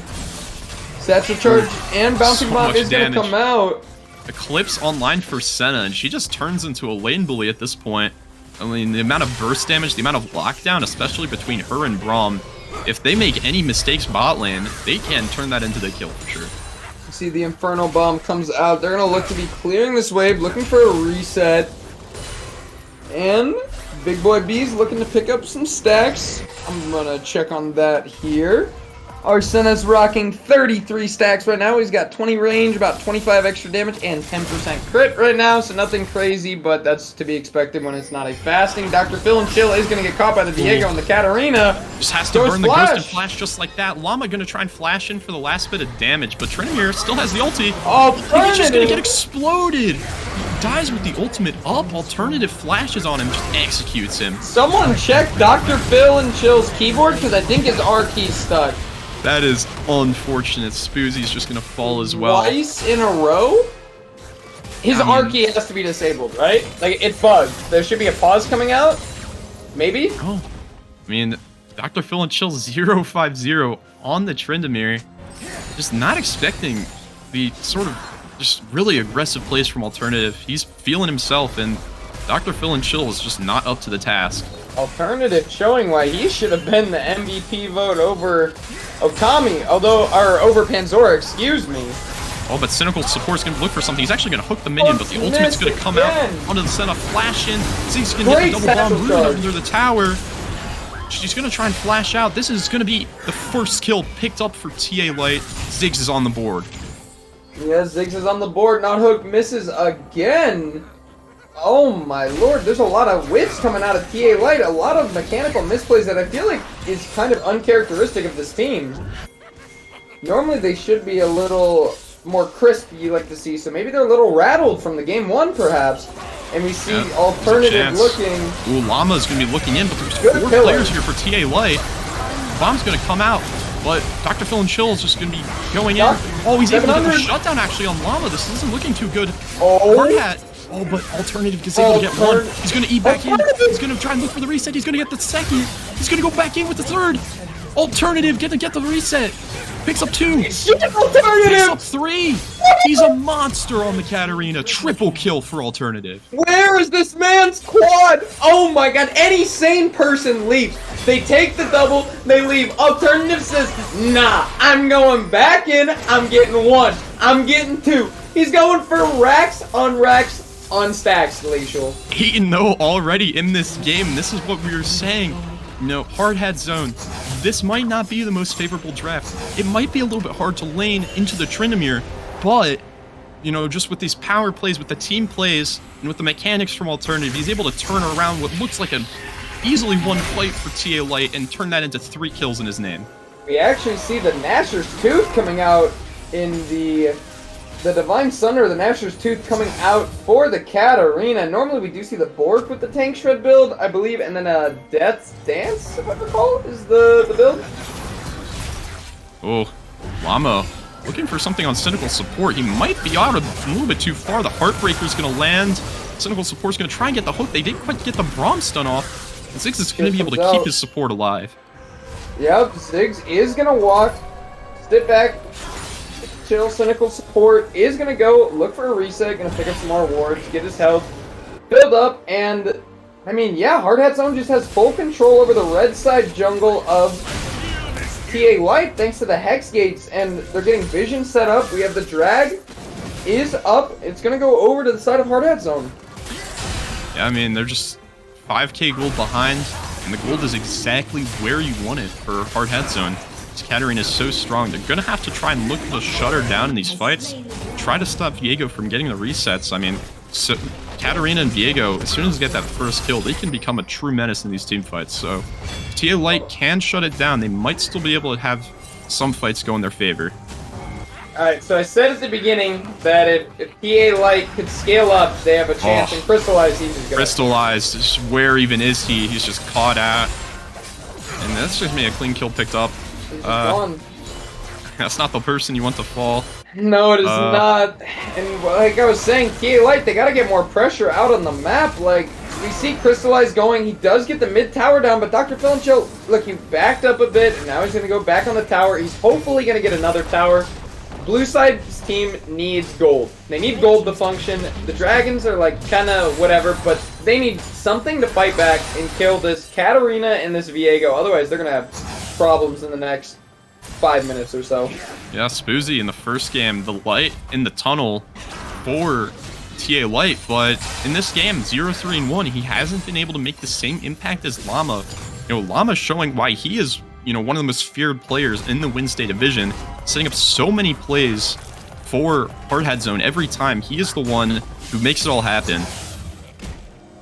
Yeah, and we see Llama putting in work. He does finish the Blade of the Rune King, but I want to talk about the top laners real quick.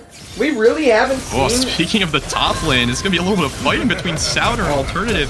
The Flash going to be burned out of Jace. The Ignite's going to come out, and Alternative's going to pick it up with the help of the Gangplank ultimate. Souter picking up his first death of the game.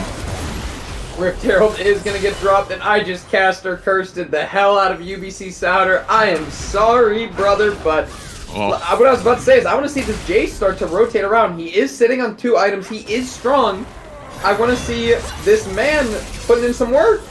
Yeah, I mean, TA Light's trying to make something happen towards the top side, but the mobility of Braum and Katarina, they can get out with ease. And yeah, like you were saying, the Jace with, farming up, he's got the 10 CS a minute, but as soon as the 8-kill Katarina decides to come top lane, it's time to say goodnight for the Jace. I mean, he cannot live that damage. No, he cannot. And I don't think anyone over on the side of TA Light really can. They need to use their chain CC coming out of the Nautilus. And I guess that's kind of really it. All they have to lock down Katarina. They have maybe you can count Pillar and knockback from Jace, but it's not a lot. And we do see Baron is going to get started up by the side of Hardhead Zone. And Dr. Phil Chill does have the Tryndamere ultimate, but has not been able to make great usage of it this game to try and avoid the damage from Katarina. He's used it twice. They can get the CC down onto the Katarina, and Tryndamere can get some of the more damage, get the crits in. They might be able to kill her, but Hardhat Zone on this Baron, and TA Light really just can't help but watch. Dr. Chill actually wants to try and go for a play here. He's going to go straight into the pit, cast the ultimate. We see Spoozy going in on the side. Katarina is still at full HP, and she's just going to be able to pick up one. Braum's going to just execute Dr. Chill with the second. And that's just a disaster. I mean, it looks like just pure desperation coming out of TA Light. Yes, it does. We see the Tryndamere. He's trying to get on the back line. He's rooted into stun. He ghosted early, and he just can't move. And then as soon as he gets on a Dragon Mooncake, he flashes over the wall. I mean, it's just such a hard fight to pull off, especially with Jace, like sort of the only real member of this team you're going to be able to rely on for a lot of damage in these fights. He was bot lane. He did get the tier 2 tower, but Tryndamere just isn't really able to do anything if they can just get the exhaust down on him. Oh my god, cynical support. Just can't quite get the flash over the wall, and with the Hextech Gates, we'll be caught out of position here. Another kill picked up for the Braum. So fun fact, Cynical Support finally landed his hook before he died. He did land it. I mean, you see Spoozy speaking of hooks, away from him. Llama. Oh my god, Llama's so strong. Oh my god, Dr. Phil Shield just gets blown up. Doesn't have the ultimate available, but so much damage, even coming out of the Viego here. And the Gangplank as well, he's been farming up and he's ready to join the game as well. Yeah, almost has that Cole completed. Huge power spike that's definitely necessary for Gangplank once he gets these last 2 minions. He's spiking hard. What can I say? He's going for his padding the stats. I respect it. We see the Mega Inferno Bomb, the Jace, the Shock Blast. It's a lot of damage coming out of Jace. I mean, that's the first little sign of life I feel like I've seen from TA Light all game here. I've seen this before. Cynical support, you cannot ward that jungle. This is Hardhat Zone's jungle, but the ultimate's actually going to come out. Heartbreaker for Llama, he almost goes down, but he's going to get the reset. The hook goes in, Heartbreaker out. He's going to get the heal. Dr. Phil dies with the ultimate up again. You have to get the ulti off, and now just Llama's just going to go absolutely insane with the resets. And this is just a complete wash. 11k gold up at 24 minutes for Hardhat Zone. Alternatives just running around. He doesn't care. No one can kill him. 11-0 on the Katarina. Oh no, this game it's just done. I mean, yeah, it's just Cynical Support's trying to go into the jungle for vision there. Spoozy's just stuck under the tier 2 tower. He's gonna fall eventually, but that's just gonna be a 12-0 on the Katarina. What is going on these games, Glacial? We're going to... Everyone get your nightcaps out, get your pillows, your blankets. We're going to bed early. Oh my god. Yeah, I mean, Hardhat Zone, I guess they weren't too happy about the first game. Bringing out the Katarina, we were skeptical in draft of what you'd be able to do in this pick. Oh, he ulted this time. Oh, but the ultimate from Dr. Phil Chill, the stopwatch for alternative, and he actually just gets killed by the 6 here. Oh, I don't know. Does get the reset, though. Takes the Tryndamere. Not very strong Tryndamere, but gets the kill nonetheless, and he's going to pick up the Nautilus. Crystal Eyes doing what he can against these Baron buff minions, but the base of TA Light's just in shambles. They're onto the Nexus turrets already. Gangplank trying to look for something onto the Senna. Senna might be going down here. Souter? Spoozy can find a pillar. Shock Blast right here. Boom. Right here. Come on, Souter. Okay, there we go. On Another the kill board. picked up. for TA Light. The first kill, of course, for UBC Souter, but it's just scraps at this point for them. I mean, we're up to, what, 13k gold lead. They're running out of towers. They've only got 2 towers left in their whole base. They're already on to the Nexus. And the Baron buff's running out, but so strong here. Every member of Hard Hat Zone is becoming a force in this game. I just want to shout out Dragon Mooncake. My man still hasn't died this game. Granted, that's not saying a bunch, but hear me out. He is playing Braum. He is playing the only engage for Hard Hat Zone, and he has 0 deaths. Yeah, and So TA Light only has 4 props. kills, 1 in 10 on the Tryndamere. If I had this guy in my ranked game, I might be a little bit tilted, I have to say. I mean, Crystal Eye's doing what he can in the bot lane, just 2 and 2 on the Ziggs. It's like, I'm down here. What's happening mid, guys? What's happening jungle, guys? You know, come on, we gotta chill out a little bit there. But this yeah, Gangplank build is grief. Ravenous Hydra, dude. At that point, just go like demonic embrace, and alternative goes in. He's gone. He's out. And they're on to Dr. Phil and Chill now. The flash from Dragon Mooncake's just gonna... Oh, the flash from Llama on the Jace gets the bronze stun off. We got his ult. Phil and Chill EM. goes in. Okay, he autos Senna for absolutely no damage and will die. Come on, Llama. Come on. Again with the resets. Katarina's here as well. Oh no. Oh, Braum does die. You cast her curse to Braum for the first no. death of the game right before the game is about to end. They have families. Alternative just cutting them to pieces. Will die to the fountain at the end. That's the only damage that TA Light seems to be able to find this game. And a dominating 27-minute victory for Hard Hat Zone. Alternative is going to end the game 14-2-4. Yikes. You have to commend Hard Hat Zone. This is why everyone is so scared of this team. This is why they are favorites to take the CCS. You know, TA Light, they just came off of a solid 3-1 series against Collective Effort, who many looked at as, you know, the dark horses of the tournament, the defending champions of CCS, and now they're just getting absolutely blasted in this game with a, you know, up 15k gold at the end, 27. And look at all the assists on the side as well of Hard Hat Zone. They play as a unit. They play as a team. And when you're not on the same page, they will punish you.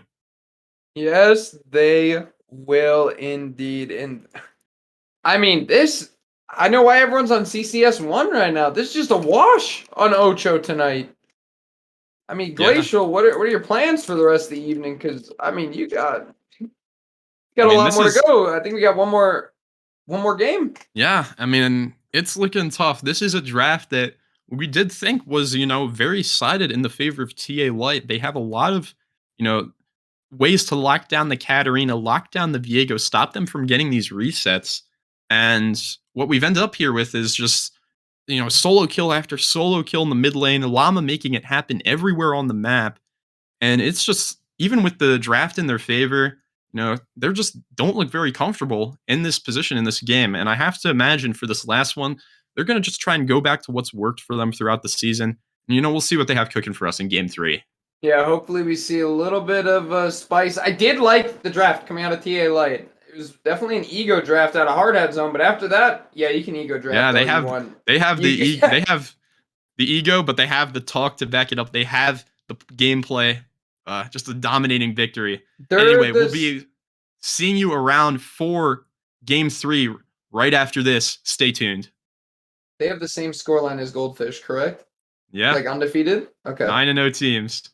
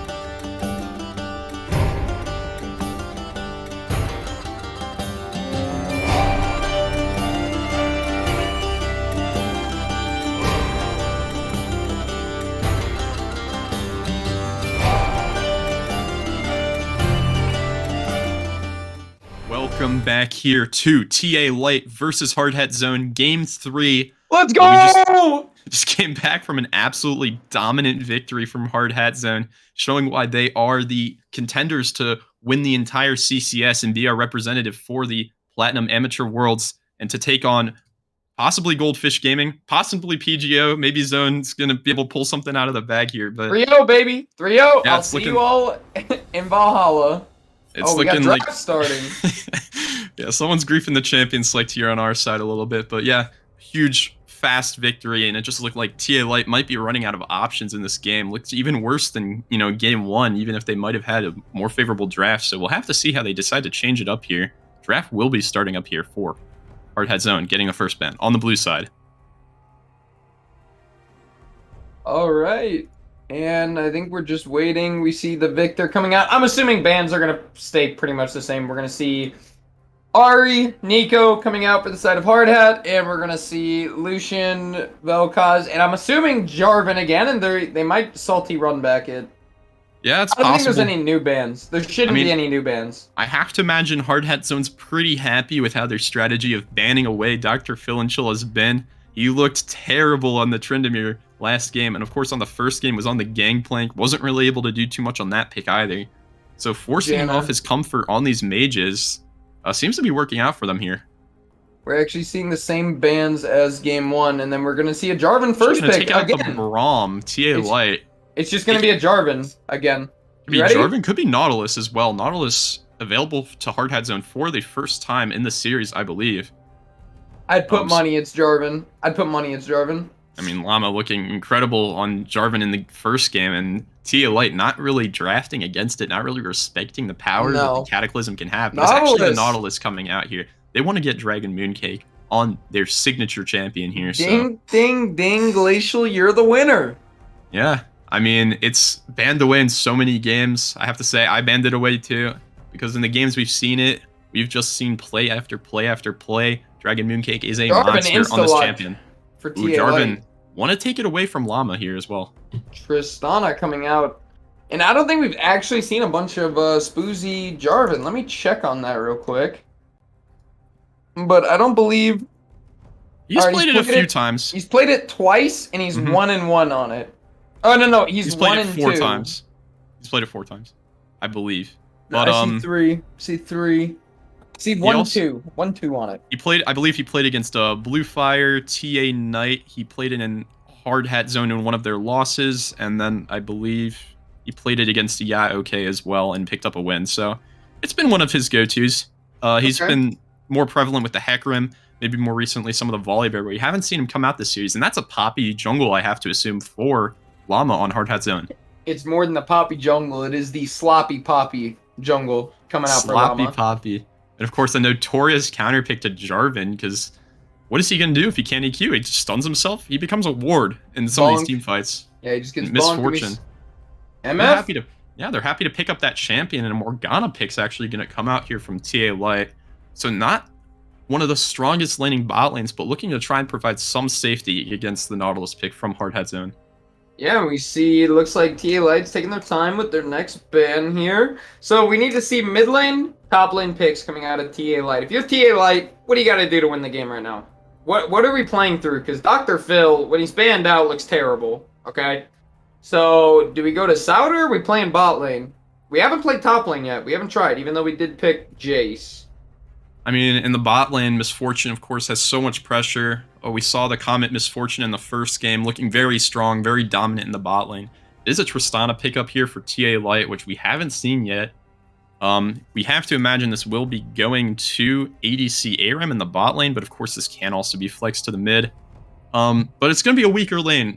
Normally you're going to pair Tristana with the all-in engaged support and look for some of those fights in the bot lane. But with the Morgana, they're not going to have a lot of pressure. They're going to be getting force back. Misfortune will have a huge rage advantage in that lane as well. The Respect Katarina ban coming out. They do not want a repeat of last game, which is fair enough. Alternative, pretty much put them in a blender and spit out TA Light. And we see the Kale coming out for the side of TA Light That's a this TA time. Light kill. Yeah, they're like, all right, we don't want Bennett getting it again. What if we play it? Maybe it's the champion that's broken and not Bennett. So we'll have to see how they do with that. They are blind picking it. And we're going to see Hardhat Zone. They kind of need damage coming out of the top lane. I'd be really interested to see Bennett play like Jax. It'd be funny if he did the Nasus run back and won. Yeah, maybe Hardhead Zone could give them a lesson Yone! on punishing the Kale. A Yone pickup here. It's probably, I think we see more of them top than mid nowadays, but it is a plat league. I know so. it's one of Alternative's pocket picks here, so we'll have to see what this last pick is coming in. And we're just kind of waiting intensely. The Kale in the first game looking so OP when you get to farm throughout the whole lane 0-0-0, and then as soon as you start showing up to fights and you're already level 11, feeling so strong. And Nivea It is a coming Yone out. top. It is a Yone top. And TA Light, I do want to touch on one thing. Once again, like, Glacial, would you say that Tristana is more of a scaling bot lane? Like, yes, she can get ahead early with the bomb, but you're mainly playing to scale, correct? I mean, yeah, she has really, really short range early in the laning phase. She got nerfed at some point, so she's starting out lane with the same range as a Lucian, basically, which isn't very good. No, and she has guaranteed shove on her autos, so generally what you have to do to pair with her is pick her with really heavy all-in, maybe like the Nautilus. It's a Kale mid. And Nautilus can provide a lot of that pressure that Tristana needs because she's lacking the range. And of course, Tristana also has really good follow-up as well. When you pair it with the Morgana, they might be struggling a lot into this Nautilus Misfortune bot lane, which is just such a strong combo. Combining their two ults on top of each other. While Morgana Black Shield will get some advantage here, you're giving away a lot of pressure just by having this champion as opposed to something more standard. For sure. And then we do see the Gnar gonna come out to round out TA Light's draft. Gnar's alright. They have more of like a pick comp with the Morgana, so seeing the Gnar is a little weird, but it is good follow-up with the Jarvan. I want to see TA Light kind of play around the top side, because you need Gnar to be winning, right? If Gnar's behind, it feels bad, especially against Yone. Yone will run him down if he gets like behind. He's got to get like tabbies. I don't even know if you want to go Hull Breaker. You could, but you probably Sunder, and you want to group. You got to try to enable this Kale, play around the mid lane, farm up, and then on the side of Hardhat Zone, we see MF, not bot, very strong early game, and it's going to be effective late game and drag fights. We see a Nivea, control mage in the mid lane, gonna wave clear, has kill threat on the Kale. Keep that in mind, can definitely kill. We see the Poppy come out for the denial, the Triss, the Gnar engage, the Jarvan. All three of the engage forms, I guess if you count Triss, Goomba stomping someone. And then you see Yone, right? To blow up these squishies. I don't know. It looks more like a draft gap, and it's looking rough for TA Light. I want to see him pull through, but I don't know. I got Hardhat Zone for this one. They've been dominating through this series so far, and this draft gives me no reason to think otherwise. Yeah, and you have to imagine TA Light, they might be looking up towards that Yone top lane as a possible point of weakness, but of course, the Kale mid is just so weak early. You have the great scaling, but your team has to play around you, and I don't know if TA Light has that comp built for them. Of course, she's also against the Anivia, who's happy to just sit there and scale, but she is actually able to pressure Kale off a lot of these minions, while Kale's going to have a hard time getting to this late game. And of course, this is also the third top laner in a row for Dr. Phil and Chill. And the last two haven't looked so good. So what are your thoughts on that? I'm hoping that Dr. Phil and Chill playing a non-interactive mid laner, they will be able to not lose the game within the first 5 minutes, is my hope for TA Light, to be honest. Bot lane's just kind of going even. They're handshaking. Top lane's going even, handshaking. Dr. Phil's losing. It's like, you can't play that way. You got to switch something up. So I want to see adaptation coming out of TA Light. That's the main thing, because both teams pretty much play the same style. I think we can agree. They like to team fight. They like to fight around the dragons. So it just seems that Hardhat Zone's just been doing a better job of picking their fights, playing to their strengths as well. And they just look a lot more comfortable in the series so far, and they're fired up after that last game. So we'll have to see they definitely the adjustments here that come out.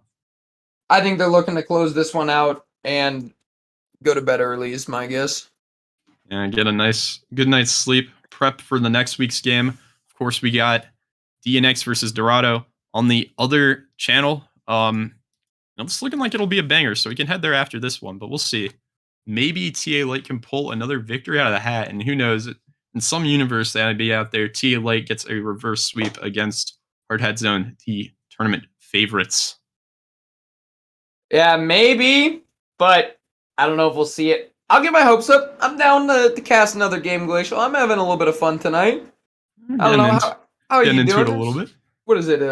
Nice little Wednesday, you know? Yep. Week's halfway over. We're almost done with today. We got banger matchups tomorrow. Banger Absolutely. matchups. We got Horizon not actually griefing in playoffs. They did win their first round, playing Shadow Z. Looking a lot better as well. My guess is that game, those are going to 5 games, I have a feeling. And it's going to be a shit show. I mean, sorry, Shadow I'm going to Z, get fined for that. it's gonna be kind of hard to, say for sure what we're gonna get out of Shadow Z because they're just so famous for just switching out these roster pieces. RPG had a lot of unique players, but I have to say the starting roster of Shadows has been all over the place, and Horizon's had some of their own roster troubles. So we'll see if these teams can really click at the right moment and get into those games. And of course, on the other side of the bracket, we have Goldfish Gaming and PGO, our 2 famous trash talkers. We got Zone right here with us as well. So it'll be a fun one. How are you feeling about that game? It'll be a fun one. Yeah, I think make sure to tune in for sure. We'll be golden. All right, and with that, we're going to go to a quick break, guys, and we will be back within 3 minutes for the spectator delay. Catch you all on the riff. Around. Hold on. I'm about to say something really cool. 3, 41, 9, and lift off! No one dies screaming without me. I feel like I forgot to shoot something. You're starting to bore me. She's such a loser. Always ready to cry. Ah, come on. What's the worst that could happen?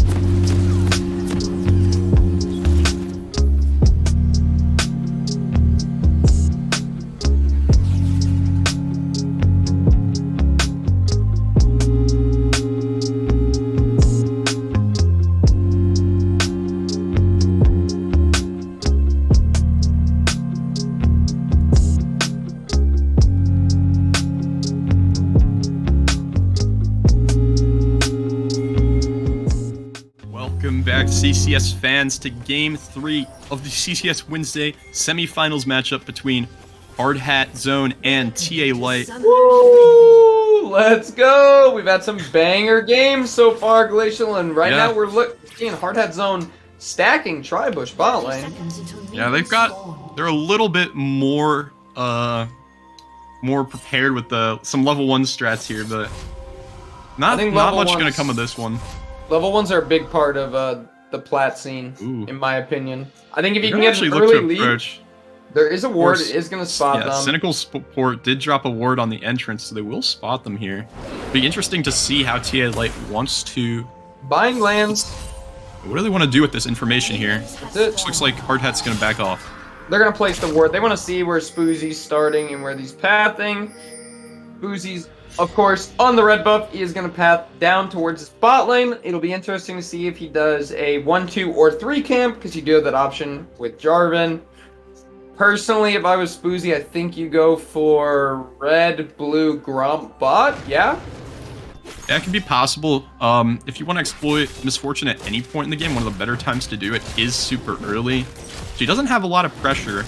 And Big Boy B does go for the refillable pot, which is a little bit of a greedier thing to do on ADC. Normally you see people going for the triple pot, so... Of course, you get a lot more regen, of course, out of it. Refilled only if you... No, you can guaranteed get the early crash, or you're taking the early reset. We do see Dr. Phil and Chill goes for a little bit of a trade, and Spoozy's actually going to opt to take Raptors after red buff, which will be interesting, because it gives me the impression he's going for a binding's full going to clear. land. Really pressure here. It's interesting to note, Hard Hat Zone took the long way around, but they leashed for way too long, and Big Boy B actually did end up missing a couple of those first few minions, so... Yeah, no, they're definitely behind. TA Light does hit 2 advantage. Let's see if they exploit it. They are running up early. Bind's going to hit. Tristana likes to get shoved in this early lane and just look for pressure. This is one of the better times that she will be able to punish the Misfortune in this lane, like I was saying before. But it looks like Hard Hat Zone, they're happy just sitting back. And we see Souter looking. He's getting, of course, his pressure in the top lane. He is zoning Bennett off the wave early, as you do in a range versus melee. Ooh, the hook comes out with the bind and returns Cynical Support. Dragon Mooncake still level 1! Jumping up, Crystal Eyes not quite able to find the damage with the exhaust coming out. And now Big Boy B is looking for something on Cynical Support. The Ignite also coming out mid lane. Action all around the map. Okay, no one dies. Yeah, looks like it was going to be close for a few times. First with Dragon Mooncake barely living, then Big Boy B almost finding a kill onto Morgana, burning his flash. So it looks good for the TA Light bot lane, but Hard Hat Zone is able to find something in return. Cynical Support definitely should have gone down there. We do see Souter. He's going to trade a little bit with Bennett. We see the potion advantage coming for the Morgana. Bind is going to land into the pool. And Dragon Mooncake is just going to walk that one out. Shield does go down onto the Tristana, and Nard's going to get knocked up in the top side. Jarvan opted for a 5 camp into Crab here. Does make it to the bot side. It's not warded, but it might be a little bit hard to go for a dive at this point in the game. Of course, Llama. They're looking. Oh, Spoozy stops the back. Wait. Okay, they were window shopping. I wasn't sure if he's going to take it anyways, just to kind of commit. Maybe you go EQ, Goomba Stomp in with Triss. I mean, there is no they're probably happy just forcing them to stay in lane. They're a little bit chunked out. Misfortune running out of mana here. She does have the biscuits, but they're not going to be able to do too much. So a lot of pressure here for the TA Light bot lane early. And they have to be pretty happy with how the game's going so far.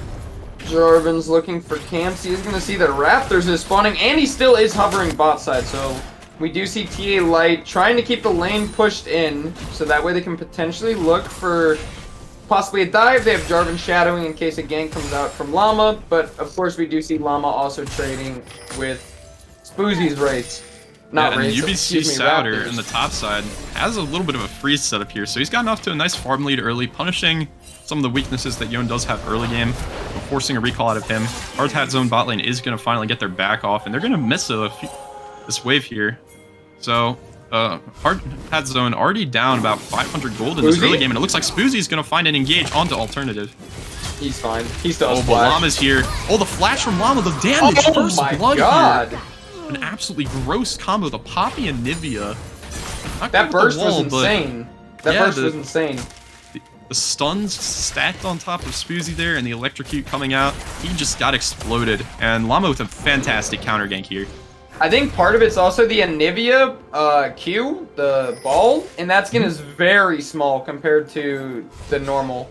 The Flash Frost, it's very tiny and it does a very large explosion, so maybe not respecting the Flash Frost coming out of Spoozy.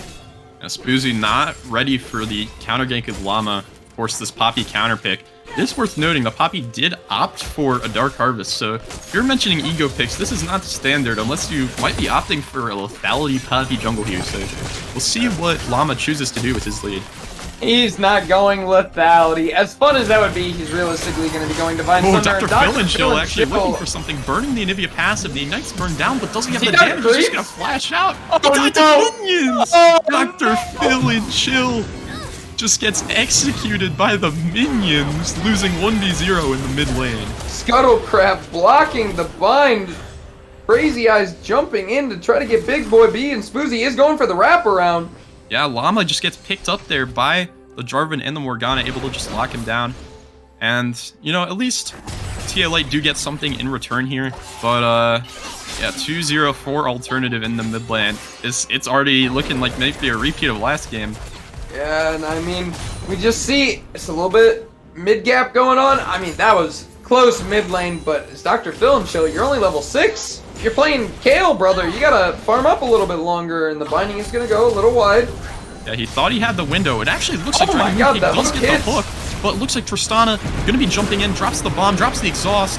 The bomb Binding coming does out, hit. and they're able to get the 2v2 kill. Oh Tristana's my just gonna be able to gosh. hop out. Dragon Mooncake's gonna try and flash. Can they find the hook? Dragon Mooncake does connect the hook. That's gonna be the kill of Dragon Mooncake. Now can they get the Morgana? Llama's here showed up. They're gonna try and claim the kill onto this. Dragon Mooncake. Does he have the third hook ready in this fight? Oh, the Scuttlecraft speed boost. And the Black Shield's just good? gonna deny it. He's good. Oh, and he hits it for that gold on the way out.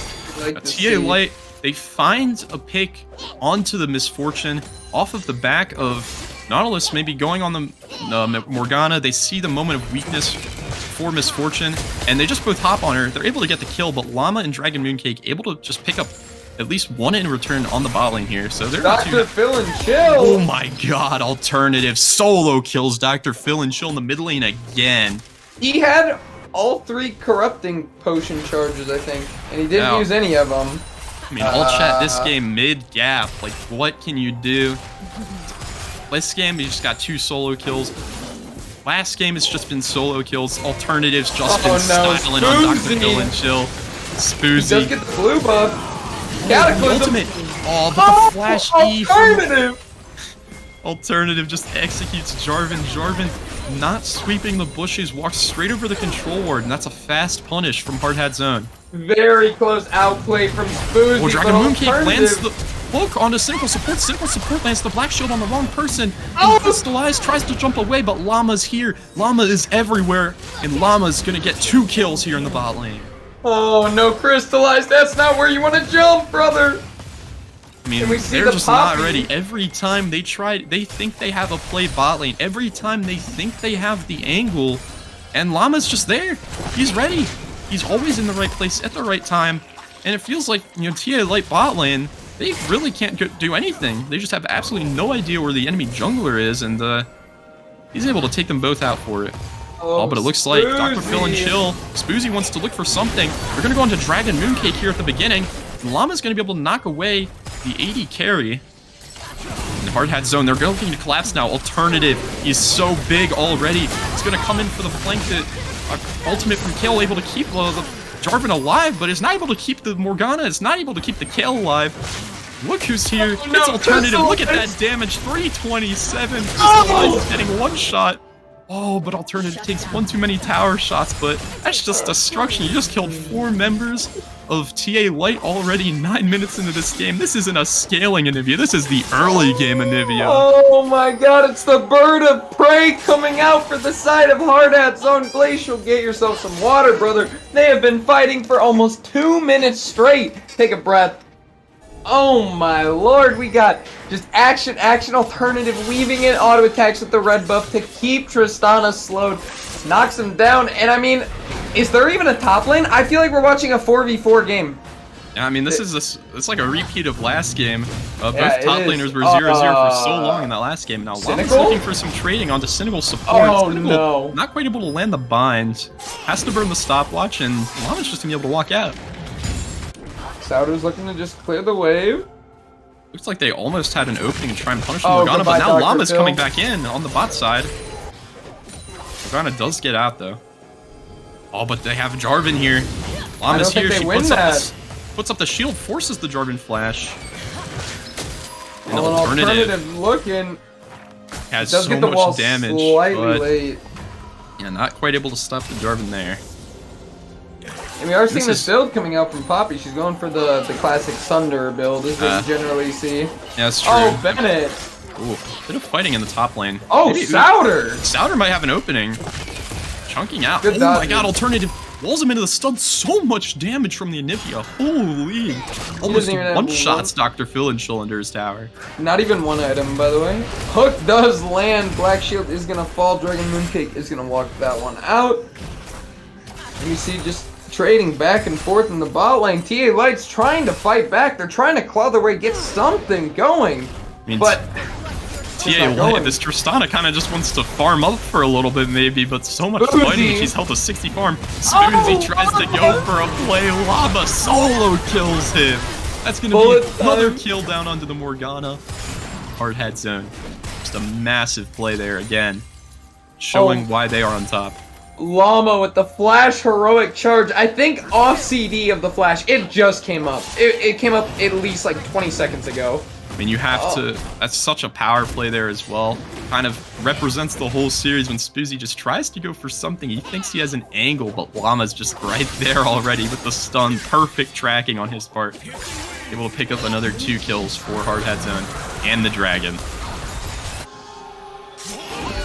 And we see Sauter does jump over Bennett, but like I said earlier, the top laners are just kind of doing their own thing. No one's really leaving to help the other side of the map. Like, Bennett doesn't have to, but Sauter, I mean, I feel like he needs to roam or something. Like, Dr. Phil is getting the brunt of this mid lane, and bot lane's not getting any better. And yeah, Sauter, he's up 26 farm, but I don't know how much that 26 farm matters when the rest of the map is in shambles. This isn't hard hats, this is wrecking balls just destroying everything right now. Sauter And- has 2,500 gold on him right now. Sauter might be trying to look to attack him. Alternative roaming up from the mid lane. We'll get spotted out by Spoozy in the control ward. Not much will happen here. A lot of damage, Big Bird B. Crystallize. It's getting He had the chunked. ultimate. Oh, Dragon Mooncake Mooncake. finds an engage onto Dr. Phil and Chill. Will Alternative make it in time? Dr. Phil and Chill's just able to walk out. Yeah, if you're the carrier, you're just trying to stay alive at this point. No more tradings occurring in the mid lane. You need levels at this point, and being level 9 into a 10 Anivia, like, you can't do much. Look, we see Hardhead Zone just taking Rift Herald for free. TA like can't really contest. Dragon Mooncake's going on a little bit of a solo adventure, and the hook's gonna Dragon land. Mooncake is There's here no one again. even around. He doesn't He's toying care. with them. Yeah, it's just... I mean, it's like they're demons, just they try to do anything. There's a Poppy, there's a Nautilus, there's Alternative on the Anivia. Rift Herald's coming mid lane. Will it get the play? And they're just looking for the dive. Llama's ease out of the Cataclysm from Jarvan, knocks them all away. He will die to tower here. But Llama's gonna go Tristana down? does go down. Oh, Dragon Mooncake actually goes down as well. And Anivia, Alternative's here by himself. He will flash, dodges out of the Morgana bind. Looks for another kill in response, but fancy feet save Alternative from giving over any more to TA Light there. The bind going wide is such a heartbreaker. TA Light needs that shutdown on the Anivia. Oh, to get Sauter back to though, this. looking for something, gets the stun off on the top lane. Electric Cam? Oh, Spoozy. Spoozy. Just get, I don't even know where he is right now, but Turner's just picking up the solo kill, and Sauter's gonna try and flash in. He wants to Get get you? something this series. Gets the There Q, you gets the go. solo kill. There's something for TA Light. Sauter's like, I don't know about you guys, but I'm doing just fine up here. Bind does land, and Sauter is sitting on 3,400 gold. I Yeah. don't know if his back button works or not. Bullet time is going to come out, forcing the flash out of Cynical support. And Dragon Mooncake, he's hunting with the hook. Yeah, Morgana, this jungle is not yours anymore. Doesn't even need it. Anchor down, baby. Yeah. It's another easy kill for Hard Hat Zone. And, you know, as Gnar, it does feel nice to fully buy your Divine Sunder on one back, but 8-1 already for Alternative. Might be a little bit of a setback here. The other issue too is I don't know if Sunder is meta on Gnar anymore. I'm pretty sure it's almost always Triforce due to the fact that Triforce gives the same stats plus attack speed, and then the Sheen proc does more damage. Yeah, it's a stronger item to carry for sure, but I don't know what items. We're gonna have to see something magical from Souter if he's gonna want to put the team on his back this game. It's gonna be enough.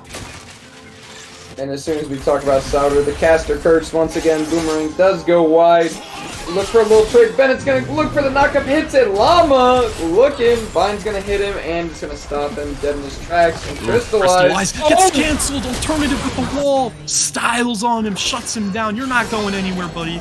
Another kill for Hard Hat Zone. And Souter trying to look for another play in the top lane with the Mega Gnar, but stun goes wide. Unfortunate. If it hits, there's a window. Just gets absolutely countered by the Anivia wall. Perfect timing from Alternative. A clean pickup. Spoozy looking, but oh my god, that hook from Dragon Mooncake landed, and Spoozy's just gone. Spoozy can't even play the game. You blinked for a second and you missed it. Literally, I actually did blink for a second. What even happened to him? I mean, my god, if you want to look at bright spots for TA, he's up 11 farm on Llama here, so. Yeah, hey, he's winning jungle. 13. It's just the team gap, but yeah, with zero objectives in the series. Yeah, down 5k gold already. Two drags in 3 games.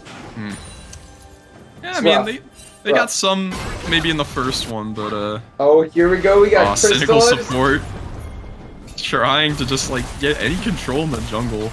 Crystallize in the mid lane. Ooh, half her health just goes out the window. That's the power of the lethality misfortune.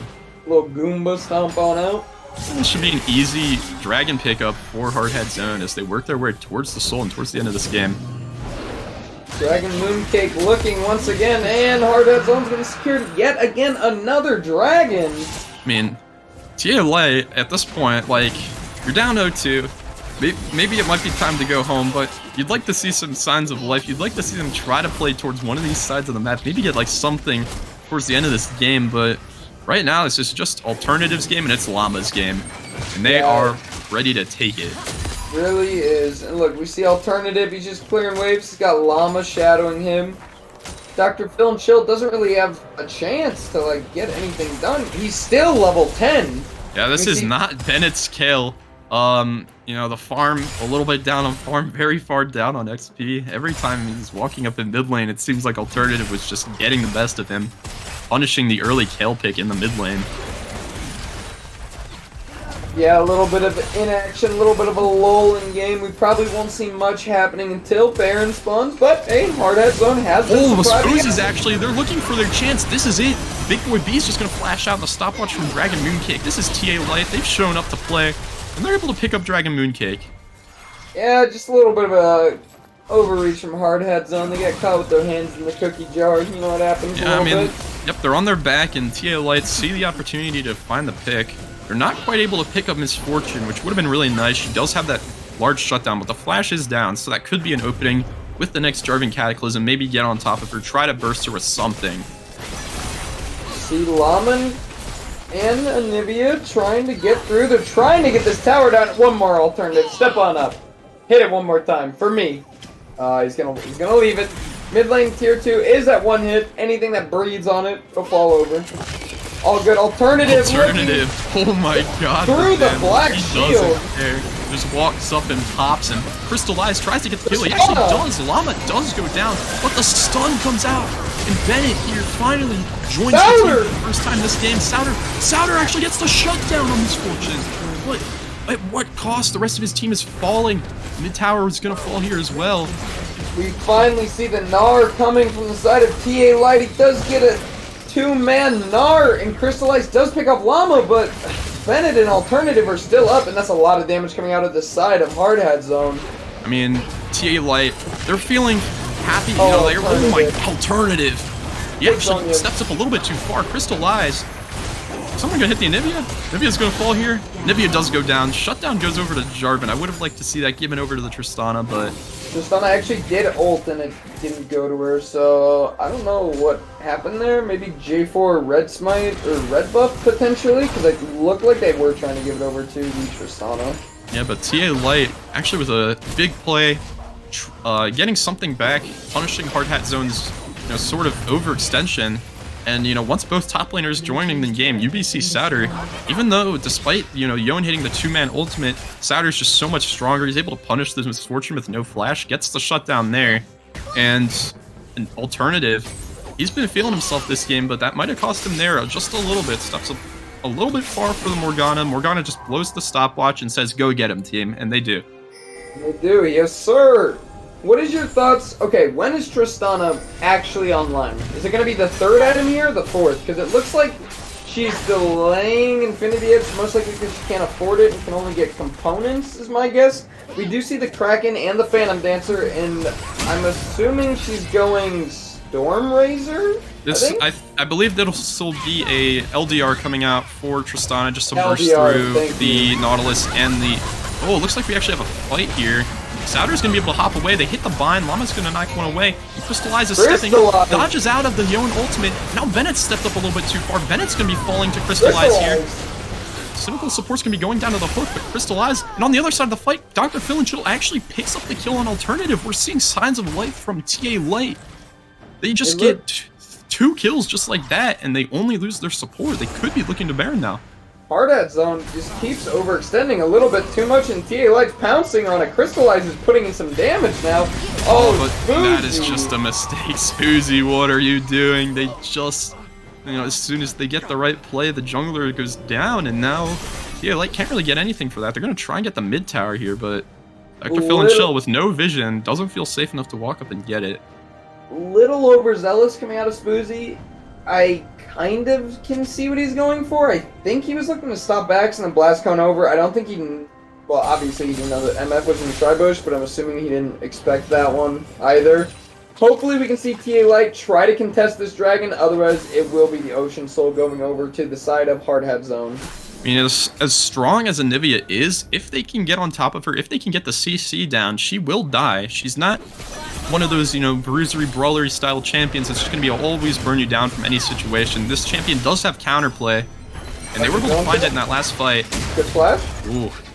Yell getting caught a little bit by Alternative there, has to flash away. Dragon's just down, that's Ocean Soul. Oh no! Spoozy just getting screwed over in this game, 1-8 on the Jarvan. Just absolutely nothing he can do. Anytime he tries to go for something, Hard Hat Zone is so fast to punish.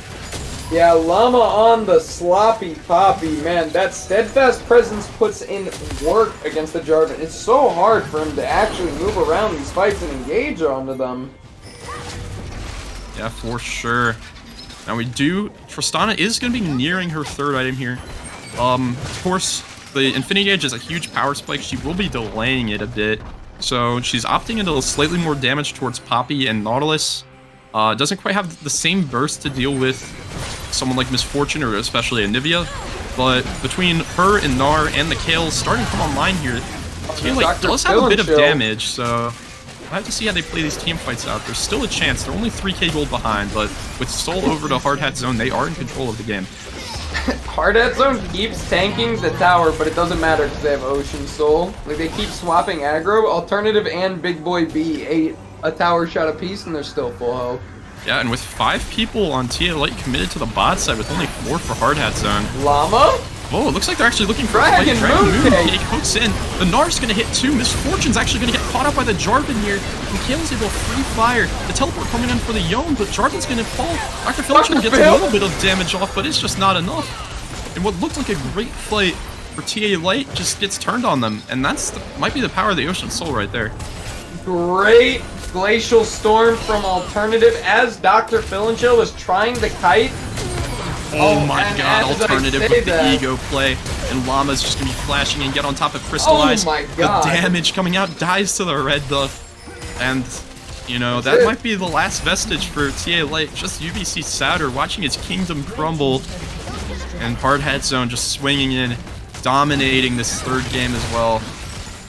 Yeah, Hard Head Zone, they had a little bit of some slip-ups here in Game 3, you know, overextending a little bit, but can you really blame them for having, like, a little bit of fun? I mean, these have been, like, 25-minute games. They're just trying to fight a little more. It's limit testing. It's limit testing. And here, It's fine. I mean, it's fine. it was down for the 10th time. The magic number here for TA Sauter's Light. just watching the world burn around. Oh, Sauter with a huge massive Nor Nor ultimate. It's 2 right off the bat, but the Dr. Misfortune was able to keep Phil them up. Dr. Phil and Chill going in for the 1v3, but Bennett's online. He's here to play. And Dr. Phil and Chill, again, just not able to have the impact we've seen him had in some of their wins earlier this season. And deaths for Spoozy. Well, Sauter, 3-1 on the Gnar, but they're just going to hit the Nexus. Crystallize goes for something. Buffers the jump. Actually able to live. Oh, Bennett goes down to the fountain. But just like that, Hard Head Zone take the series 3-0 in dominant fashion.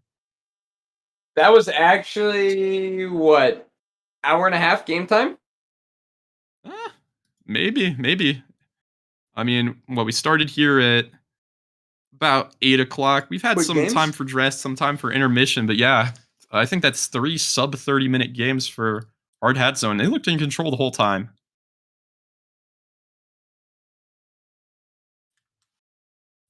All right, let's get the Hard Hat Zone boys in. Let's get an interview going. I mean, just incredible performance all throughout. Alternative and Llama in this series. TA Light's Demons for sure. It didn't feel like they could go for a single fight, and yeah, just pure dominance all the way through. And this is Hard Hat Zone showing what they can do, showing what they might have been working on for the past couple weeks. Hiccup, and they're going to be going into this last game with a vengeance for sure next week when they face the winner of DNX versus Dorado Gaming. So we'll see if we can get an interview here for one of the Hard Hat Zone members.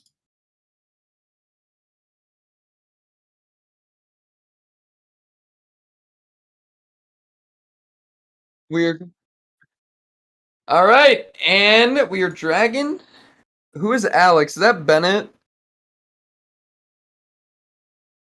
Is that Dragon Mooncake? Oh no, it's alternative. It's alternative. Alternative, aka Marcel, aka Robbed MVP, I think is what the other name was. Robbed MVP, of course. Hello, Mr. Marcel / alternative / BBB Alex. What is up, boys? Yo, how are you feeling after that massive win? Feeling pretty good. I don't know. I didn't expect that, but yeah. What were you expecting? I don't know. Like, we're pretty confident going into the matchup. We definitely prefer the TA Light over Dorado matchup just based on how the teams have been playing. So yeah, I mean, I wasn't expecting I don't know. I just thought I was gonna be awake longer. That's all. Yeah, I did too. I mean, this is an early bedtime for me as well, Marcel. So I'm with you there. I mean, Dr. Phil and Chill, he was, up to this point, known as one of the stronger mids in the CCS Wednesday division, and he has been the star carry in a lot of TA Light's victories. But in this series, you made mincemeat of him. It's solo kill after solo kill in matchups that didn't even seem like they should be in your favor. Even, what was your thought process like going into these games and like how you're going to play the laning phase? Yeah, I was really excited to play against Phil and Chill. He looked really good all season. I did watch parts of their games versus Collective, and I was just kind of not super impressed with his laning specifically. Okay. So I kind of went into it with the mindset of like I could just kind of probably win lane. That's all. Which was your favorite game of this series? Favorite game. I don't know. They were all pretty fun. I think it's got to be the Katarina game. The Katarina, yeah. I was just running it. Tryndamere didn't use ult about 4 times when he could have. Yep. Yeah. It's not too often. I mean, Katarina not known for her laning prowess, but you seem pretty confident picking it up with the R5 pick. So, yeah. What was sort of the decision behind the Katarina there? I kind of just looked at their team and thought Katarina was okay if we can get the early lead, which is what we played for that game. Yep. I immediately regretted it after picking it. Yep. I'll be honest, Sure. because I kind of thought about my decisions in life, and I was like, how am I gonna do It's pretty anything? bad. Yep, it's pretty bad if you fall Uh, behind, but you didn't. Yeah, no. So I just kind of, bolstered my Steamrolled. mental. I mean, it Tried not seems to like let- a champion you're very comfortable with, knowing your damage, and you're able to find even a kill at level 5, just like a solo kill mid lane. So, Well, I is found this new Katarina one of build. those pocket picks? Yeah, for sure. Okay. I play a lot of ARAMs, right? Mhm. Sure. I have like triple Katarina games in ARAM over any other champ. So I've been Really? hyperbolic ARAM interesting. chambering my Katarina. I That's see. that's pretty fun. That's pretty fun. All I right, have to say I'm a Glacial. fan of the ARM Katarina when I can get my hands on it as well. Oh So. yeah. I got some questions for you, Mr. Marcel. Who are you looking forward to playing next week in the Wednesday finals? On paper it's DNX. On paper, DNX should just always win, right? Sure. But like really, honestly, after watching like the Dorado game against TA Knight, they just came online, right? And I think they're like a super wild card team. Like no one knows what the heck they're gonna do. So Yeah, they kind of grief themselves most of the time. yeah, Is yeah. how it goes. So when they're online, I think they're like really really solid. I think Dorado can take it. They're still Yeah, what but game are they on right now? so yeah, while you were in that last game, Dorado got off to a massive lead, and we've probably seen the biggest throw of the Wait, they entire lost game two? CCS Wednesday so Yes, far. yes. As Okay. yeah, Dorado it's did just lose game 2. I tuned in. Dorado just failed to close out against a team comp that they should have outscaled on paper, but the Yeah. team fights they're looking rough. But we're going into game 3 now, so we'll have to see how that turns out. See who your opponent is. It's gonna be next week. So, then what I- is some of your thoughts and preparations going into that next match? How do you think you're gonna approach it? Yeah, no matter who we're playing against, we have a pretty solid idea of, how we like to play the game right now. We've had like points in time where our team kind of lost identity and we didn't know what we were doing, but I think we've kind of hit our stride this season in CCS, and we're probably not going to change up anything too much depending on who we're playing against. Always good to hit your stride around the time of playoffs, and we're glad that you're hitting it right now. I do have one more question, personally, Glacial, then you can take it away. But how much do you know about the Thursday games? And do you have any opinions on the games happening tomorrow? Because eventually, if you do beat DNX or Dorado, whoever wins, Right. there's the split conference grand finals, whatever Flav likes to call it, the big jamboree, right? Where you have to play one of the Thursday teams. So how much do you know? What are your thoughts on the matches tomorrow? I don't know a whole lot about the Thursday division. I've watched a few games here and there. It definitely like obviously looks like just the Goldfish Gaming show. I'm not sure if any teams can pick it up enough in playoffs to really have an impact on the outcome of Thursday. And yeah, I don't know. I guess we'll just have to see because we don't know how Goldfish will stack up against us if we make it into finals. I don't expect any other team to upset them, but if they did, that'd be kind of exciting too. Nice. They're Do gonna you be want to facing off against PGO tomorrow, and we got Mr. Zone here playing in the game. So know who the matchups tomorrow? Yeah, let me hear it. Okay, I'll let you make your predictions. So we have Shadow Z with 13 roster swaps versus Horizon Gaming with 10 roster swaps. That's going on one side of the bracket. And then we have PGO coming off of 7-0, I think we are right now, versus Goldfish, where Dirt's playing on airport Wi-Fi. All right. Those are I our think- matches. the context is important here. Yeah, The yeah. context is important, yes. I think Horizon's gonna take it. They looked pretty good last series, as far as I can tell. I know they had a sub jungle, so I don't know what they're gonna do with that, but I think he's playing again this week. he is okay. Yeah, I Well, don't think they're going to be able to get Gregorio back for any of these games, Gotcha. so they're probably just going to try to stick it out with him. Gotcha. Yeah, I've actually played with Septi, their sub jungler before, and he's really solid. I think he's gonna go far with them. So I think Horizon's gonna take that pretty easy, probably 3-0, 3-1. 3-0, okay. Yeah, I think Horizon's gonna. I don't know. I've always had faith in them, even through their. I'm a Horizon fan. I don't know, man. You did play against them in the lock-in tournament in the finals, Yeah. correct? Yeah. Yeah. It is Yeah. a different roster though. It's a little different, I guess. True. I think 2 of the 5 are diff. Yeah. I think. And then PGO Goldfish, you've already pretty much said. Zero You Goldfish. got Goldfish. I'll be honest. I think Goldfish. I'm sorry. I think Goldfish is looking pretty scary. I believe in you guys big time, and I think Goldfish talks a lot of shit. So it'd be pretty funny if they, just ate their words. I don't know. It would be pretty funny. So I got you down for a 3-0 Goldfish, right? No, I think it's gonna be a solid 5-game series, 3-2 Ooh. either way. 5-game, 3-2 Yeah, it's either gonna way. be a Sounds That's like we're getting a banger on that's Thursday tomorrow. who's got the CCS1. hopium? Pass it over. Pass it over. Opium, let's go. Alternative. I think it's Oh gonna my be. god. Yep. We need to get the drug test going, Glacial. For Oh my sure. god, we gotta 5. I don't even have It's it gonna going be 5 5 games. games, 3-2 either way. Watch it happen. I don't even have You're it gonna 5 pop off, buddy. I games. believe in you. Dude, if I'm popping off, it ain't going 5 games. It ain't going 5 games. It's gonna be. You're saying it's gonna be like a 3-0 or 0-3 kind of ordeal, or It's literally gonna be a 3-0 or an 0-3, and I don't think there's gonna be a difference.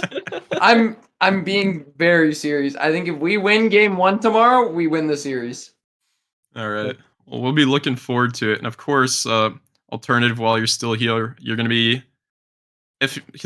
maybe if you beat the conference finalists tomorrow, or not tomorrow, next week, you might be facing off against Goldfish Gaming. Of course, Okami just running the entire Thursday league by himself. So, do you have any thoughts about what that mid matchup might look like, and what are your thoughts towards it? Yeah. I actually haven't watched like any Goldfish games really. I've watched maybe like a couple things here and there of them. On paper, Okami looks really crazy, right? Like his stats are just insane every game. He just shit stomps everyone. But I also am a I don't know. I feel bad saying that Thursday is like the Mickey Mouse side. But from what I've seen, it kind of looks like it. So I can't tell if Okami's just that much, or if he's really good, or if he's just better than like the rest. You know what I mean? So I guess I'll just have to see when I play him. I really don't have an opinion. If we're going strictly off of stats, I believe his like player ID or whatever, which was like the mid lane, like the fantasy LCS tally or whatever, he was basically number 1, 98 point Oh, yeah. whatever out of 100. So like if you're drafting fantasy, he is first pick for anyone. Yep. Yeah.